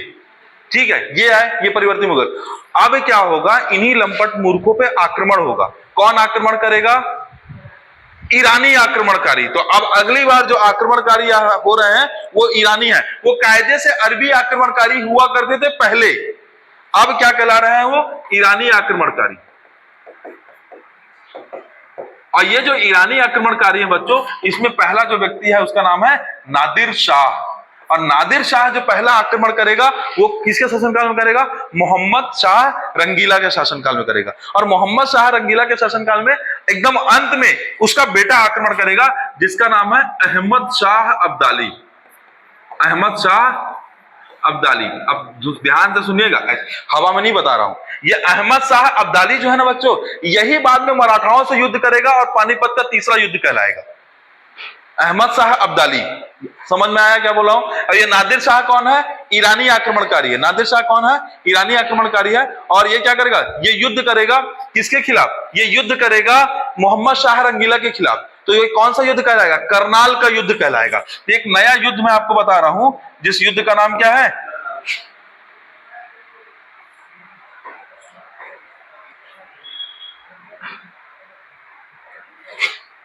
ये जो युद्ध बच्चों, ये युद्ध होगा, ये करनाल का युद्ध कहलाएगा। कौन सा युद्ध कहलाएगा? करनाल का युद्ध। बच्चों इसी तरीके से आपको एक व्यक्ति दिख रहा होगा, अहमद शाह अब्दाली दिख रहा होगा, है ना? तो जो मोहम्मद शाह रंगीला रहता है ना, उसका पुत्र जो रहता है उसका नाम भी अहमद शाह है। अबे देख लो, कुछ समझ नहीं आएगा नहीं तो। क्या है? अहमद शाह। किसके पुत्र का नाम? मोहम्मद शाह। ध्यान से बोलो, मोहम्मद शाह। मोहम्मद शाह के टाइम में कौन सा युद्ध हुआ है? करनाल का युद्ध। करनाल का युद्ध किसके खिलाफ हुआ है? नादिर शाह के खिलाफ। किसके खिलाफ हुआ है? नादिर शाह। मोहम्मद शाह के बेटे का नाम क्या है? अहमद शाह। अहमद शाह युद्ध करेगा अहमद शाह अब्दाली के विरुद्ध। समझ आया? नहीं तो आपको समझ ही नहीं आएगा। ये अहमद शाह की वो अहमद शाह, दोनों अहमद शाह है। एक का नाम अहमद शाह अब्दाली जो कि ईरानी आक्रमणकारी है, और एक क्या है? अहमद शाह जो कि क्या है? मुगल है। तो दोनों युद्ध करेंगे। उस युद्ध को बोलेंगे मच्छीवाड़ा का युद्ध। या अब तुरंत एक क्वेश्चन उठता है, मच्छीवाड़ा का ये कौन सा युद्ध होगा? द्वितीय युद्ध होगा। पहला मच्छीवाड़ा का युद्ध का कौन लड़ा था? मत बताओ। और कब लड़ा था? मेरे को तो कब लड़ा था ये भी याद है। 1555। हाँ 1555। कौन लड़ा था? हुमायूं लड़ा था। तो हुमायूं पहला मच्छीवाड़ा का युद्ध लड़ा। दूसरा मच्छीवाड़ा का युद्ध को कौन लड़ रहा है? तो दूसरा मच्छीवाड़ा का युद्ध लड़ रहा है अहमद शाह वर्सेस अहमद शाह अब्दाली।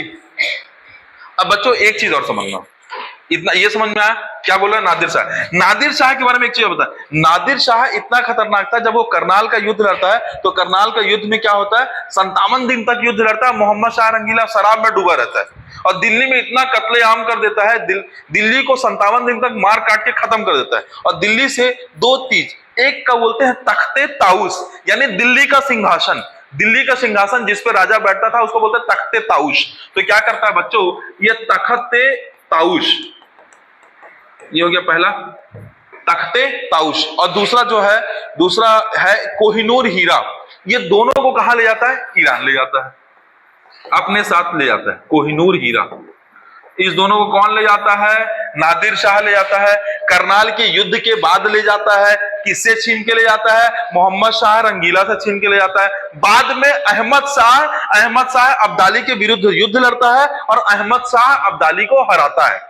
यानी कि किसको हराएगा? अहमद शाह अब्दाली को हराएगा। कौन हराएगा? अहमद शाह हराएगा। अहमद शाह हराएगा। कौन से युद्ध में हराएगा? तो मच्छीवाड़ा के युद्ध में हराएगा। कौन से युद्ध में हराएगा? मच्छीवाड़ा के युद्ध में हराएगा। क्लियर हुआ पूरा? यानी मोहम्मद शाह रंगीला और अहमद शाह अब्दाली और अहमद शाह, यहां तक का मामला क्लियर हो गया।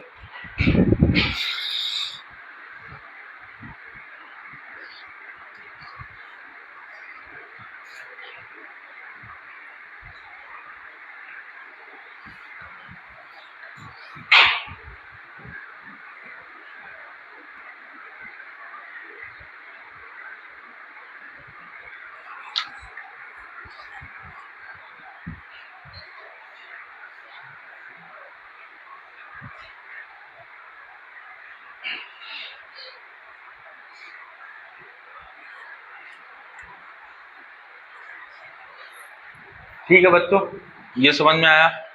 हम कहाँ पे थे? मोहम्मद शाह रंगीला। तो मैं बात कर रहा था नादिर शाह और अहमद शाह अब्दाली, दोनों क्या हैं? ईरानी है। नादिर शाह ने कौन सा युद्ध लड़ा? बताओ बताओ, अब बताओ कौन सा युद्ध लड़ा? करनाल का युद्ध लड़ा। करनाल युद्ध में कौन जीता?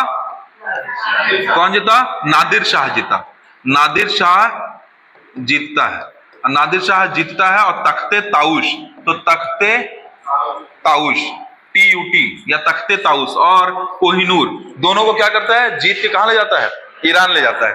अब बच्चों, मोहम्मद शाह रंगीले के जो बेटे का नाम है, उसका नाम क्या है? बेटे का नाम अहमद शाह अब्दाली। तो इसके जो बेटे रहेगा, इसके बेटा अहमद शाह रहेगा। अहमद शाह कब से रहेगा?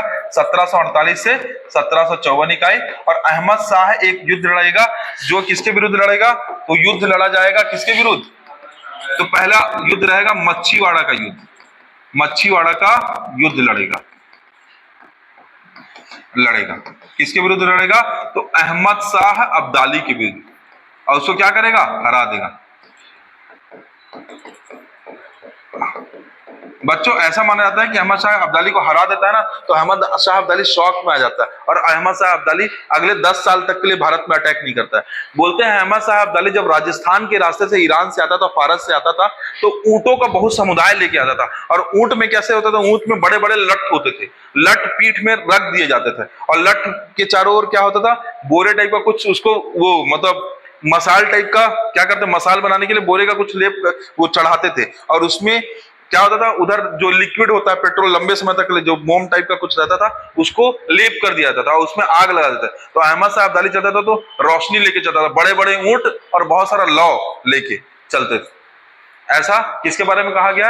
अहमद शाह अब्दाली के बारे में कहा गया। ठीक है बच्चों, इसके बाद जो इंपॉर्टेंट है इसमें देख लेते हैं, इसी में आगे बढ़ते हैं। ये हो गया। इसके बाद देखिएगा, इसके बाद आप देखोगे तो आलमगीर द्वितीय है क्या? है ना, आलमगीर द्वितीय। तो आलमगीर द्वितीय के बारे में 1754 से लेकर 1759, इसके बारे में सिर्फ एक चीज याद रखना है आपको। अब जिसके बारे में जो जो इंपॉर्टेंट है वो लिखते चलते हैं। इसके बारे में याद रखना, प्लासी का युद्ध। इसके शासनकाल में क्या हुआ है बच्चों? प्लासी का युद्ध हुआ है। प्लासी का युद्ध हुआ है। प्लासी का युद्ध जो हुआ है वो 23 जून 1757 को हुआ है। कब हुआ है? 23 जून 1757। एक बार डेट जरूर क्लियर कर लीजिएगा, बट जो मुझे याद है 23 जून 1757। प्लासी का युद्ध किसके टाइम पीरियड में हुआ है? तो आलमगीर द्वितीय के टाइम पीरियड में हुआ है। ठीक है, इसी को शाह आलम द्वितीय की उपाधि दी गई है। इसको एक उपाधि दी जाती है जिसे शाह आलम द्वितीय की उपाधि, शाह आलम द्वितीय की उपाधि।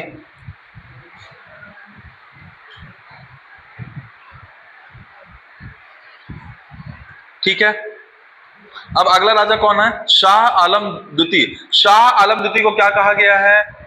याद रखिएगा, शाह आलम द्वितीय को पेंशन भोगी कहा गया। इसको क्या कहा गया? पेंशन भोगी। क्यों? अंग्रेज स्ट्रांग हो गए ना बच्चों। प्लासी के युद्ध के बाद में अंग्रेज इसके शासनकाल में स्ट्रांग हो गए। क्यों स्ट्रांग हो गए? कि शाह आलम द्वितीय को एक तो पहला पेंशन भोगी कहा गया, और इसके टाइम में एक बक्सर का युद्ध हुआ था 1764 में। कब हुआ था बच्चों? 1764 में। इसका टाइम पीरियड जो था वो 1759 से लेके 1806 तक था। और बच्चों, इसके शासनकाल को क्यों नहीं कंसिडर करते हैं? क्योंकि ये काम ही नहीं कर रहा था। क्यों? क्योंकि पेंशन भोगी के रूप में काम करता था, अपने में मस्त था। बाकी पूरा काम कौन देख रहे थे? अंग्रेज देख रहे थे। क्यों? Regulating act 1773, 1784 Pitt's India act, 1792, फिर उसके बाद 1813 याद है चार्टर एक्ट। तो 1813 तो पूरा कौन शासन कर रहा था? अंग्रेज शासन कर रहे थे। यानी बंगाल क्षेत्र पे कैप्चर करने के बाद इसी के शासनकाल में बच्चों एक्ट आए हैं। एक्ट में क्या आया है? तो पहला रेगुलेटिंग एक्ट। रेगुलेटिंग एक्ट किसके कौन लेके आया था? 1773 में।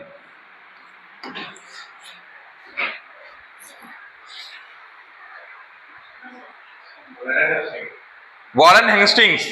Regulating act Warren Hastings. फिर 1784 पिट्स इंडिया एक्ट, पहले तो आएगा पिट्स इंडिया एक्ट 1781, इसी तरीके से पिट्स इंडिया एक्ट 1784, इसी तरीके से चार्टर एक्ट 1792, फिर चार्टर एक्ट आएगा 1813।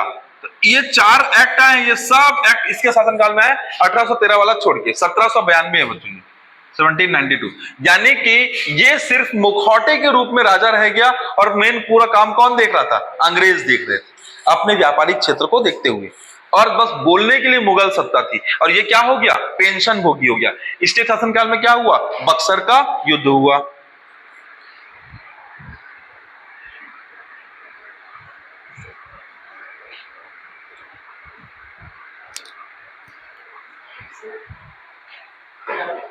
गुलाब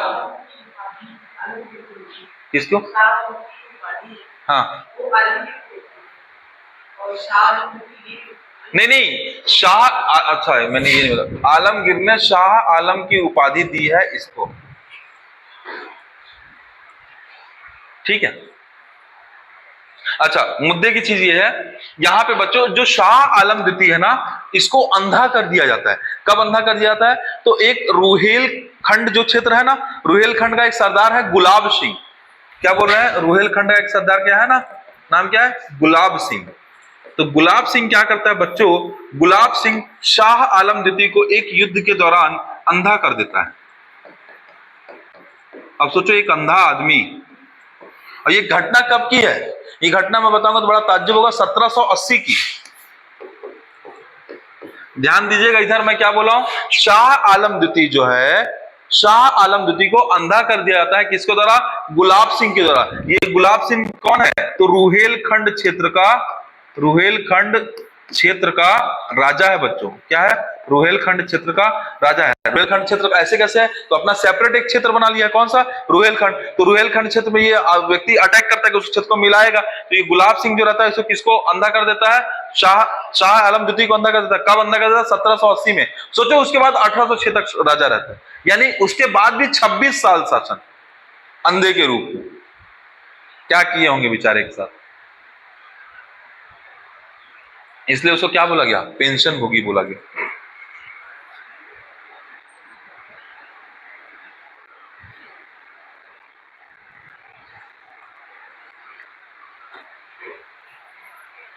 ठीक है, आगे बढ़ते हैं थोड़ा सा, एक आखिरी पड़ाव को खत्म करते हैं। शाह आलम द्वितीय हो गया, आपके अंतिम कौन बच गया? अकबर द्वितीय बचा अभी ना।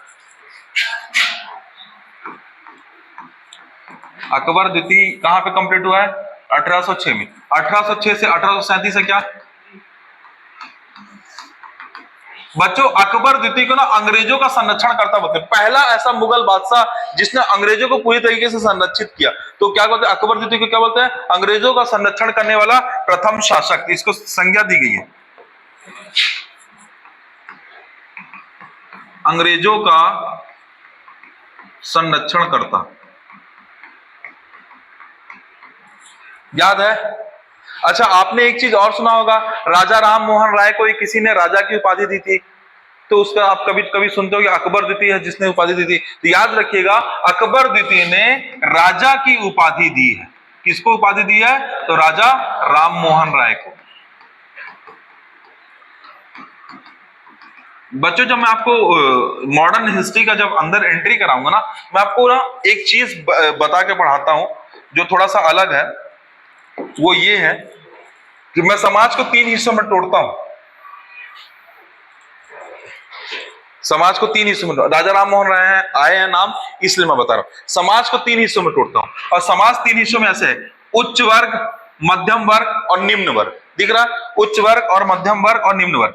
बच्चों, सेम इसी कॉन्सेप्ट में मैं पूरा आगे का मॉडर्न हिस्ट्री पढ़ाऊंगा। जो निम्न वर्ग का आदमी होता है बच्चों, वो किसान होता है। जो निम्न वर्ग का आदमी होता है बच्चों, वो मजदूर होता है। जो निम्न वर्ग का आदमी होता है बच्चों, वो जनजातीय समुदाय रखता है। जो निम्न वर्ग का आदमी होता है बच्चों, वो हस्तकार शिल्पकार होता है। जितने कैरेक्टर बता रहा हूं, सब कैरेक्टर मॉडर्न हिस्ट्री में मिलेंगे। जो मिडिल क्लास आदमी होता है बच्चों, वो सैनिक वर्ग होता है। सैनिक वर्ग जो समाज का में ऊंचा पढ़ा लिखा, जो किसकी उपाधि? बैरिस्टर की उपाधि रखा हुआ है, वो कायदे से उच्च वर्ग का होता है। किस वर्ग का होता है? उच्च वर्ग का होता है। ये समझ में आया कि नहीं आया? ये समझ में आया? अभी देखो, अब इसमें क्या कहानी होने वाली है। जो उच्च वर्ग का आदमी होगा ना बच्चों, वो समाज सुधार आंदोलन चलाता है। क्या चलाता है? समाज सुधार। क्यों चलाता है? पढ़ा लिखा है ना, इंग्लैंड जाके पढ़ के आ गया है, वहां की अंग्रेजी सत्ता को देख लिया, उसको जो वर्ल्ड में क्या चल रहा था? रेनेसांस चल रहा था, पुनर्जागरण चल रहा था। पुनर्जागरण का प्रभाव किस पे पड़ा? इंग्लैंड पे पड़ा, इटली पे पड़ा, पूरे यूरोपियन कंट्री पे पड़ा, और वहां औद्योगिक क्रांति आई। औद्योगिक क्रांति आने से वहां का समाज बदला, वहां के समाज को यहाँ का आदमी बाहर जाके पढ़ा लिखा समझा तो उसको एक नई चीज समझ में आई, तो उसने क्या चलाया? समाज सुधार आंदोलन। समाज का कौन सा वर्ग बाहर जाके पढ़ेगा? जो उच्च वर्ग का होगा, इसलिए उसने क्या चलाया? समाज सुधार आंदोलन। जो 1857 की क्रांति है, जो लड़ाइयां हैं, जो छोटी छोटी छुटपुट लड़ाइयां होती हैं, जिसमें एक व्यक्ति तलवार उठा सकता है, वो समाज का मध्यम वर्ग था, इसलिए सैनिक वर्ग ने क्या चलाया? 1857 की क्रांति चलाई। तीसरा जो है बच्चों, जो निम्न वर्ग का आदमी है, वो किसान आंदोलन चलाएगा, नील विद्रोह चलाएगा। जो मजदूर व्यक्ति है वो ट्रेड यूनियन बनाएगा। जो जनजातीय व्यक्ति है वो क्या चलाएगा? सांथाल विद्रोह चलाएगा। जो हस्तकार और शिल्पकार है, तो हस्तकार और शिल्पकार की तो पूरा इन्होंने बैंड बजा दी, क्योंकि पहले सामान क्या होता था? पहले सामान हाथ से बनते थे। अब औद्योगिक क्रांति होने से सामान किससे बनने लगा? मशीन से बनने लगा। जब सामान मशीन से बन के भारत में आया, तो आप सिला हुआ ऊन के स्वेटर पहनोगे कि मशीन से बना हुआ ऊन? तो ऑब्वियसली मशीन से बना हुआ। हस्तकार और शिल्पकार जो भारत के, जो पूरी तरीके से क्या हो गए? उनकी वजह से खत्म हो गए, यानी उनका धंधा बंद हो गया। उनका धंधा बंद हो गया तो कहां चले जाएंगे? वापस घर चलेगा। घर चलेगा तो क्या करेंगे? खेती किसानी। तो किस पे विद्रोह बढ़ गया? किस पे भार बढ़ गया? किसान पे। पहले 4 भाई 5 खेत से, पहले 2 भाई 5 खेत में काम करते थे और अपना कमाते खाते थे। अब 5 भाई 5 खेत में काम करने लगे, तो सबका हिस्सा बढ़ गया, तो सबके अंदर क्या हो गई? गरीबी आ गई। तो हस्तकार और शिल्पकार, क्या बोला है? हस्तकार और शिल्पकार भी विद्रोह करेंगे। तो ये क्या है बच्चों? ये समाज का निम्न तबका है जो अंग्रेजों के विरुद्ध विद्रोह करेगा। ये समाज का मध्यम तबका है जो अंग्रेजों के विरुद्ध ऐसे विद्रोह करेगा। ये समाज का उच्च तबका है जो समाज सुधार आंदोलन चला के समाज का विद्रोह करेगा। प्लस ये बनाएगा क्षेत्रीय पार्टी, ये बनाएगा केंद्रीय पार्टी। क्षेत्रीय पार्टी कौन बनाएगा? दादा भाई नौरोजी बनाएंगे। क्षेत्रीय पार्टी कौन बनाएगा? सुरेंद्र नाथ बनर्जी बनाएंगे। क्षेत्रीय पार्टी कौन बनाएगा? तो आनंद चार्लू जी बनाएंगे। ठीक है। केंद्रीय पार्टी कौन बनाएगा? तो फिर एहो ह्यूम की अध्यक्षता में पार्टियों का डिस्कशन होगा, और फिर तैयब बद्रू जी और भी बहुत सारे लोग आएंगे जो कांग्रेस के अलग अलग अध्यक्ष बनेंगे। तो एक कांग्रेस का अध्यक्ष बनेगा जो मुस्लिम होगा, एक कांग्रेस का अध्यक्ष बनेगा जो पारसी होगा, एक कांग्रेस का अध्यक्ष बनेगा जो हिंदू होगा, एक कांग्रेस का अध्यक्ष बनेगा जो मुस्लिम होगा।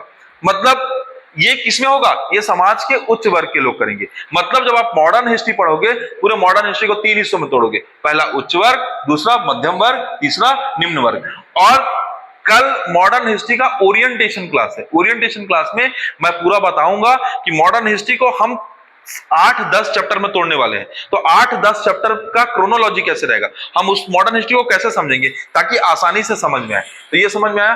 तो अकबर द्वितीय ने किसकी उपाधि दी? राजा की उपाधि दी। किसको दी? राजा राम मोहन राय को दी। इसने क्या किया? अंग्रेजों का संरक्षण करने का काम किया। इसके अलावा इसे दिल्ली में फूल वालों की सैर नामक परंपरा शुरू करने का श्रेय जाता है। तो दिल्ली में फूल वालों की सैर,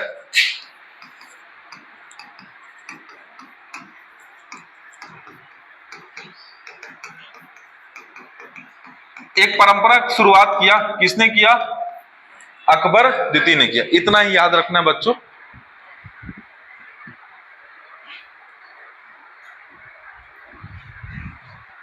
जब ये शासन करता है ना, इसका मेन शासन का क्षेत्र जो रहता है सिर्फ दिल्ली रहता है। क्यों? बाकी जगह तो बंगाल में स्वतंत्र हो गया है, बंगाल अवध स्वतंत्र हो गया है, रुहेलखंड स्वतंत्र हो गया है, हैदराबाद स्वतंत्र हो गया है। और अभी जब आप आगे पढ़ाऊंगा ना तो इसी देखो 1837 चल रहा बच्चों। इसी दौरान जब आप मॉडर्न हिस्ट्री पढ़ोगे तो अंग्रेजों को पढ़ोगे ना, तो अंग्रेजों में लॉर्ड वेलेजली आ जाए, लॉर्ड कार्नवालिस आ जाएगा। तो जब अंग्रेज भारत में कैप्चर करेंगे ना तो 3 नीति के तहत करेंगे। सुनते चलो ये कहानी, ये सब कहानी कल होगी। कल का क्लास समझ में भी नहीं आएगा, ये भी बोल रहा हूं, क्योंकि कल पूरे 10-15 लेक्चर में जो पढ़ने वाले हैं एक लेक्चर में पढ़ेंगे, ताकि आपको क्या होगा? प्लॉटिंग सेट होगा। फिर उसके बाद एक लेक्चर को तोड़ेंगे। मैं आपको ये बोल रहा हूं कि भारत को अंग्रेज घेरेंगे 3-4 तरीके से। पहले तो मैंने बताया ना अंग्रेज कैसे भारत को कैप्चर करेंगे। प्लासी का युद्ध, बक्सर का युद्ध, कर्नाटक के 3 युद्ध, मैसूर के 4 युद्ध, मराठाओं के 3 युद्ध, सिखों के 3 युद्ध, अफगानों के, आंग्ल नेपाल के, आंग्ल भूटान के और आंग्ल बर्मा के। भारत को चारों साइड से घेर दिया अंग्रेज, पूरा कैप्चर हो गया। अब भारत के अंदर क्या करेंगे? शासन करेंगे। तो भारत के अंदर शासन कैसे करेंगे? तो उनको शिक्षा चाहिए, तो मैकाले शिक्षा पद्धति लेके आए। क्यों शिक्षा चाहिए? क्योंकि उनको प्रशासन करना है। अरे राज करना है तो राज कैसे होगा?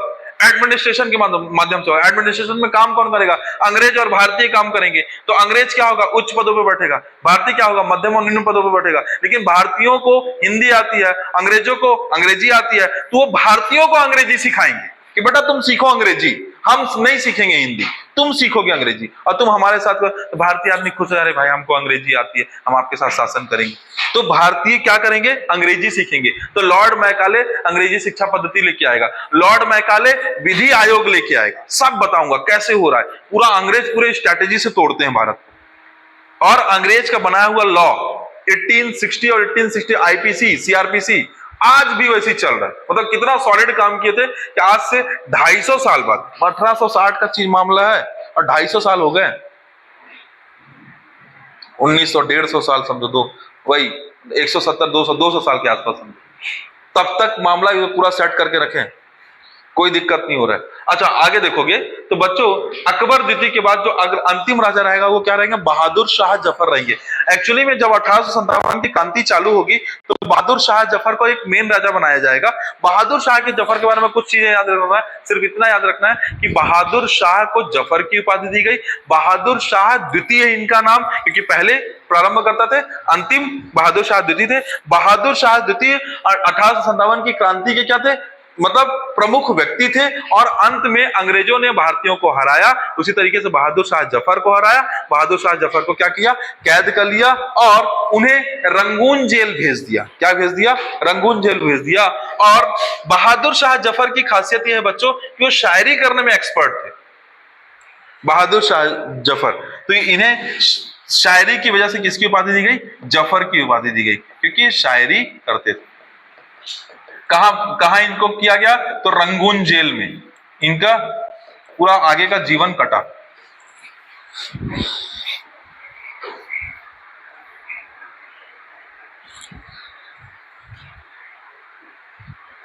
और एक बहुत अच्छी चीज, आपने मिर्जा गालिब का नाम सुना है?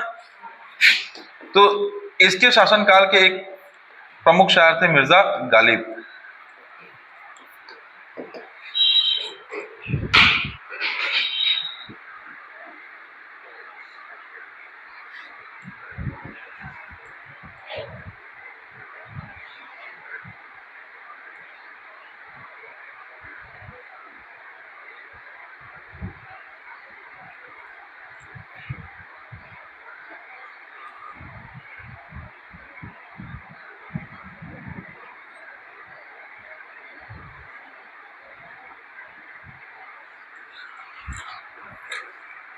आपने अच्छा, ये इस तरीके से हमारा परिवर्ती मुगल काल समाप्त होता है। इसमें कुछ और डाउट, मतलब इन डिटेल है भाई, इससे ज्यादा नहीं पढ़ना है, कहानी खत्म करो इतने पढ़ के। हमको मालूम है, सुना, हमको मालूम है जन्नत की हकीकत, लेकिन खुश रहने के लिए गालिब ये ख्याल अच्छा है। ये इस गालिब लिखते हैं। तो उसी तरीके से इनकी कहानी समाप्त हो गई और इस पे कुछ जो पूछना है तो देख लो बच्चों। इस चीज को जरूर पकड़े रहना। ये हुआ है मिडिवल हिस्ट्री में पूरा, ये पूरा सार है मिडिवल हिस्ट्री का कि कैसे तोड़े हैं। तो पहले देखो, अब देखो, अब इसी को थोड़ा सा समझ लेते हैं। इसी को बस एक्सप्लेन करूंगा और फिर खत्म हो जाएगी कहानी अपनी। चलिए थोड़ा सा एक्सप्लेन कर दें, देखिएगा पिक्चर में आते हैं अब इस तरीके से।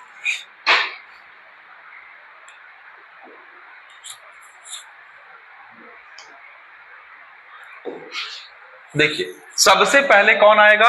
मोहम्मद बिन कासिम। तो पहले बच्चों इस्लाम का उदय होगा। इस्लाम का उदय कहां होगा? इस्लाम का उदय कहां होगा? जेरूसलेम में। जेरूसलेम में 3 धर्म का उदय होगा, बताया था आपको। मुस्लिम साम्राज्य के उदय के पहले मुस्लिम धर्म का उदय मैंने आपको बताया है बहुत अच्छे से। तो वहां से फिर धीरे धीरे चीजें स्प्रेड होंगी। पहले ईरान और इधर इराक, इधर सीरिया, फिर ये चीजें बढ़ते बढ़ते कहां जाएंगी, मध्य एशिया। अब क्या होगा, मध्य एशिया में ये जो ईरान क्षेत्र है, यहाँ खुरासन क्षेत्र है, यहां से पहला अटैक कहां होगा, पहले भारत की तरफ अटैक होगा। क्या करने के लिए, मध्य एशिया में कंट्रोल करने के लिए भारत में नॉर्मल अटैक करेंगे, पहले लूटपाट के उद्देश्य से। फिर धीरे धीरे कौन आएगा, जब गजनवी आएगा, ये भी लूटपाट के उद्देश्य, क्योंकि मेन राजा उनको यहाँ का बने रहना है। फिर गौरी आएगा तो वो भी ऐसी अटैक करेगा, उसका मेन उद्देश्य क्या है, लूटपाट करना। लेकिन जब गौरी आएगा तो गौरी क्या बोलेगा, गौरी उस चीज को छोड़ के नहीं जाके किसको दे देगा, भैया गुलाम वंश को देगा। गुलाम वंश वाले क्या बोलते हैं, भाई हम तो गुलाम है, हमको वहां वैसे कुछ नहीं मिलना है, यहाँ कुछ मिल जाए तो अच्छी बात है। तो फिर वो यहाँ रहने लगेंगे, कहा, दिल्ली में। दिल्ली को कैप्चर करने के बाद फिर यहाँ पे क्या क्या चीजें आएंगी, तो तुर्किश आएंगे। तो पहले कौन सा वंश आएगा, गुलाम वंश आएगा, फिर कौन सा आएगा, खिलजी वंश, फिर कौन सा, तुगलक वंश। उसके बाद बच्चों आएगा सैयद वंश। कौन सा वंश, सैयद वंश। सैयद वंश के बाद कौन सा वंश आएगा, अफगानी वंश। अफगानी वंश में पहला वंश कौन सा होगा, लोदी वंश। कौन सा वंश होगा, लोदी वंश। उसके बाद जैसे लोदी वंश आएगा, लोदी वंश के बाद फिर कौन आएगा, बाबर आ जाएंगे। तो बाबर होंगे मंगोल, तो बाबर का पूरा जो रहेगा, तो सबसे पहले आएगा बाबर, बाबर के बाद आएगा हुमायूं, हुमायूं के बाद इनको बीच में तोड़ेगा कौन, शेर शाह सूरी। ये द्वितीय अफगान शासन आ जाएगा। फिर उसके बाद क्या होगा, उसके बाद अकबर, अकबर के बाद जहांगीर, जहांगीर के बाद शाहजहां, शाहजहां के बाद औरंगजेब, औरंगजेब के बाद ये पुछल्ले बल्लेबाज जिनको आज हम देखे हैं, जिसमें बहादुर शाह प्रथम, बहादुर शाह प्रथम के बाद क्या, जहादर शाह, जहादर शाह के बाद कौन, फर्रुख शियार, फर्रुख शियार के बाद कौन, तो हाँ वो दो छोटे राजा, उनको आप नहीं भी याद रखेंगे, मेन मोहम्मद शाह रंगीला, मोहम्मद शाह रंगीला के बाद अहमद शाह, अहमद शाह के बाद आलमगीर द्वितीय, आलमगीर द्वितीय के बाद शाह आलम द्वितीय, शाह आलम द्वितीय के बाद अकबर द्वितीय, और अकबर द्वितीय के बाद अंतिम में कौन आएंगे, बहादुर शाह जफर द्वितीय। ये होंगे, ये पुछल्ले बल्लेबाज रहेंगे जो मंगोलों के रहेंगे। लेकिन इसी बीच कौन आक्रमण करेगा, ईरानी आक्रमणकारी नादिर शाह और अहमद शाह अब्दाली। नादिर शाह पहला आक्रमण करेगा 1739 के आसपास, करनाल का युद्ध कहेगा, जिसमें तख्ते ताउश और कोहिनूर हीरा लेके जाएगा, आज पढ़े हम लोग। इसके बाद धीरे से क्या होगा, चीजें आगे बढ़ेंगी। तो याद रखिएगा, पहले दिल्ली कॉन्सेंट्रेशन था, जिसमें तुगलक नाम का एक व्यक्ति है, मोहम्मद बिन तुगलक, वो राजधानी दौलताबाद बना देगा और साउथ इंडिया को कैप्चर करने की कोशिश करेगा। उसको ये प्रेरणा कहां से मिलेगी, अलाउद्दीन खिलजी से मिलेगी। और इसी बीच क्या हो जाएगा बच्चों, बहमनी बनेगा। इसी बीच क्या बनेगा, विजयनगर बनेगा। इस बहमनी और विजयनगर को अंत में मुगल जीतेंगे। अरे 1687 में औरंगजेब के द्वारा बहमनी साम्राज्य को पूरी तरीके से आधिपत्य कर लिया गया। विजयनगर तो पहले ही समाप्त हो गया था। बहमनी साम्राज्य कितने हिस्सों में टूटेगा, 5 हिस्सों में टूटेगा। 5 कायदे से दक्षिण भारत कितने हिस्सों में टूटेगा, तो दक्षिण भारत के हिस्से जान लो बच्चों, अगर आप नहीं जानते हो तो याद रखना। दक्षिण भारत के ये हिस्से बता रहा हूं, कितने हिस्सों में दक्षिण भारत टूटा रहता है। देखो, एक कहलाता है बच्चों खानदेश, क्या कहलाता है, खानदेश।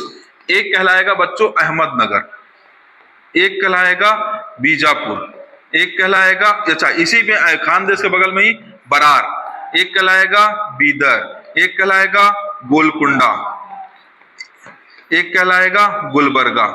तो ये बच्चों, ये क्षेत्र तो सिर्फ बहमनी का हो गया।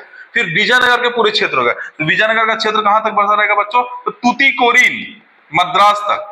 और इस दौरान पूरे विजयनगर का क्षेत्र, यहाँ पे कौन सी नदी, तो यहाँ पे बच्चों तुंगभद्रा नदी, यहाँ पे कौन सी नदी, तो कृष्णा नदी, यहाँ कौन सी नदी, कावेरी नदी। ऐसे बताया था, एक एक मैप बना के पूरा चीज डिटेल एकदम कैसे। तो ये पूरा दक्षिण भारत कैसे राज्य रहे, और इन दक्षिण भारत के राज्य को अलग रहेगा। सबसे ज्यादा सफल अभियान जो करेगा कायदे से, जिसका नाम नहीं लेते हैं लोग, वो करेगा शाहजहां। दक्षिण भारत में सबसे खतरनाक रणनीति अपनाएगा शाहजहां। किसके शासनकाल में, जहांगीर के शासनकाल में दक्षिण भारत को सबसे अच्छा कैप्चर कौन करेगा, शाहजहां करेगा। और फिर शाहजहां का जब आएगा शासनकाल, तो शाहजहां साउथ इंडिया को पूरी तरीके से अपने कैप्चर में कर लेगा। क्यों, क्योंकि शाहजहां के शासनकाल तक बहमनी पूरा खत्म हो चुका रहेगा और विजयनगर पूरा खत्म हो चुका रहेगा, जिसका फायदा मिलेगा औरंगजेब को। और औरंगजेब के शासनकाल में ये पूरे जगह शासन होता है। और आप याद करो कि शाहजहां के शासनकाल में जब ईरान का आक्रमण होता है ना, किस क्षेत्र को जीतने के लिए, काबुल और कांधार क्षेत्र को, तो शाहजहां अगर एक बार हारता है, फिर औरंगजेब उस क्षेत्र को जीत नहीं पाता। मैंने बताया है आपको। तो ये पूरा क्षेत्र नीचे हो जाएगा। तो इस तरीके से क्लास खत्म होती है बेटा।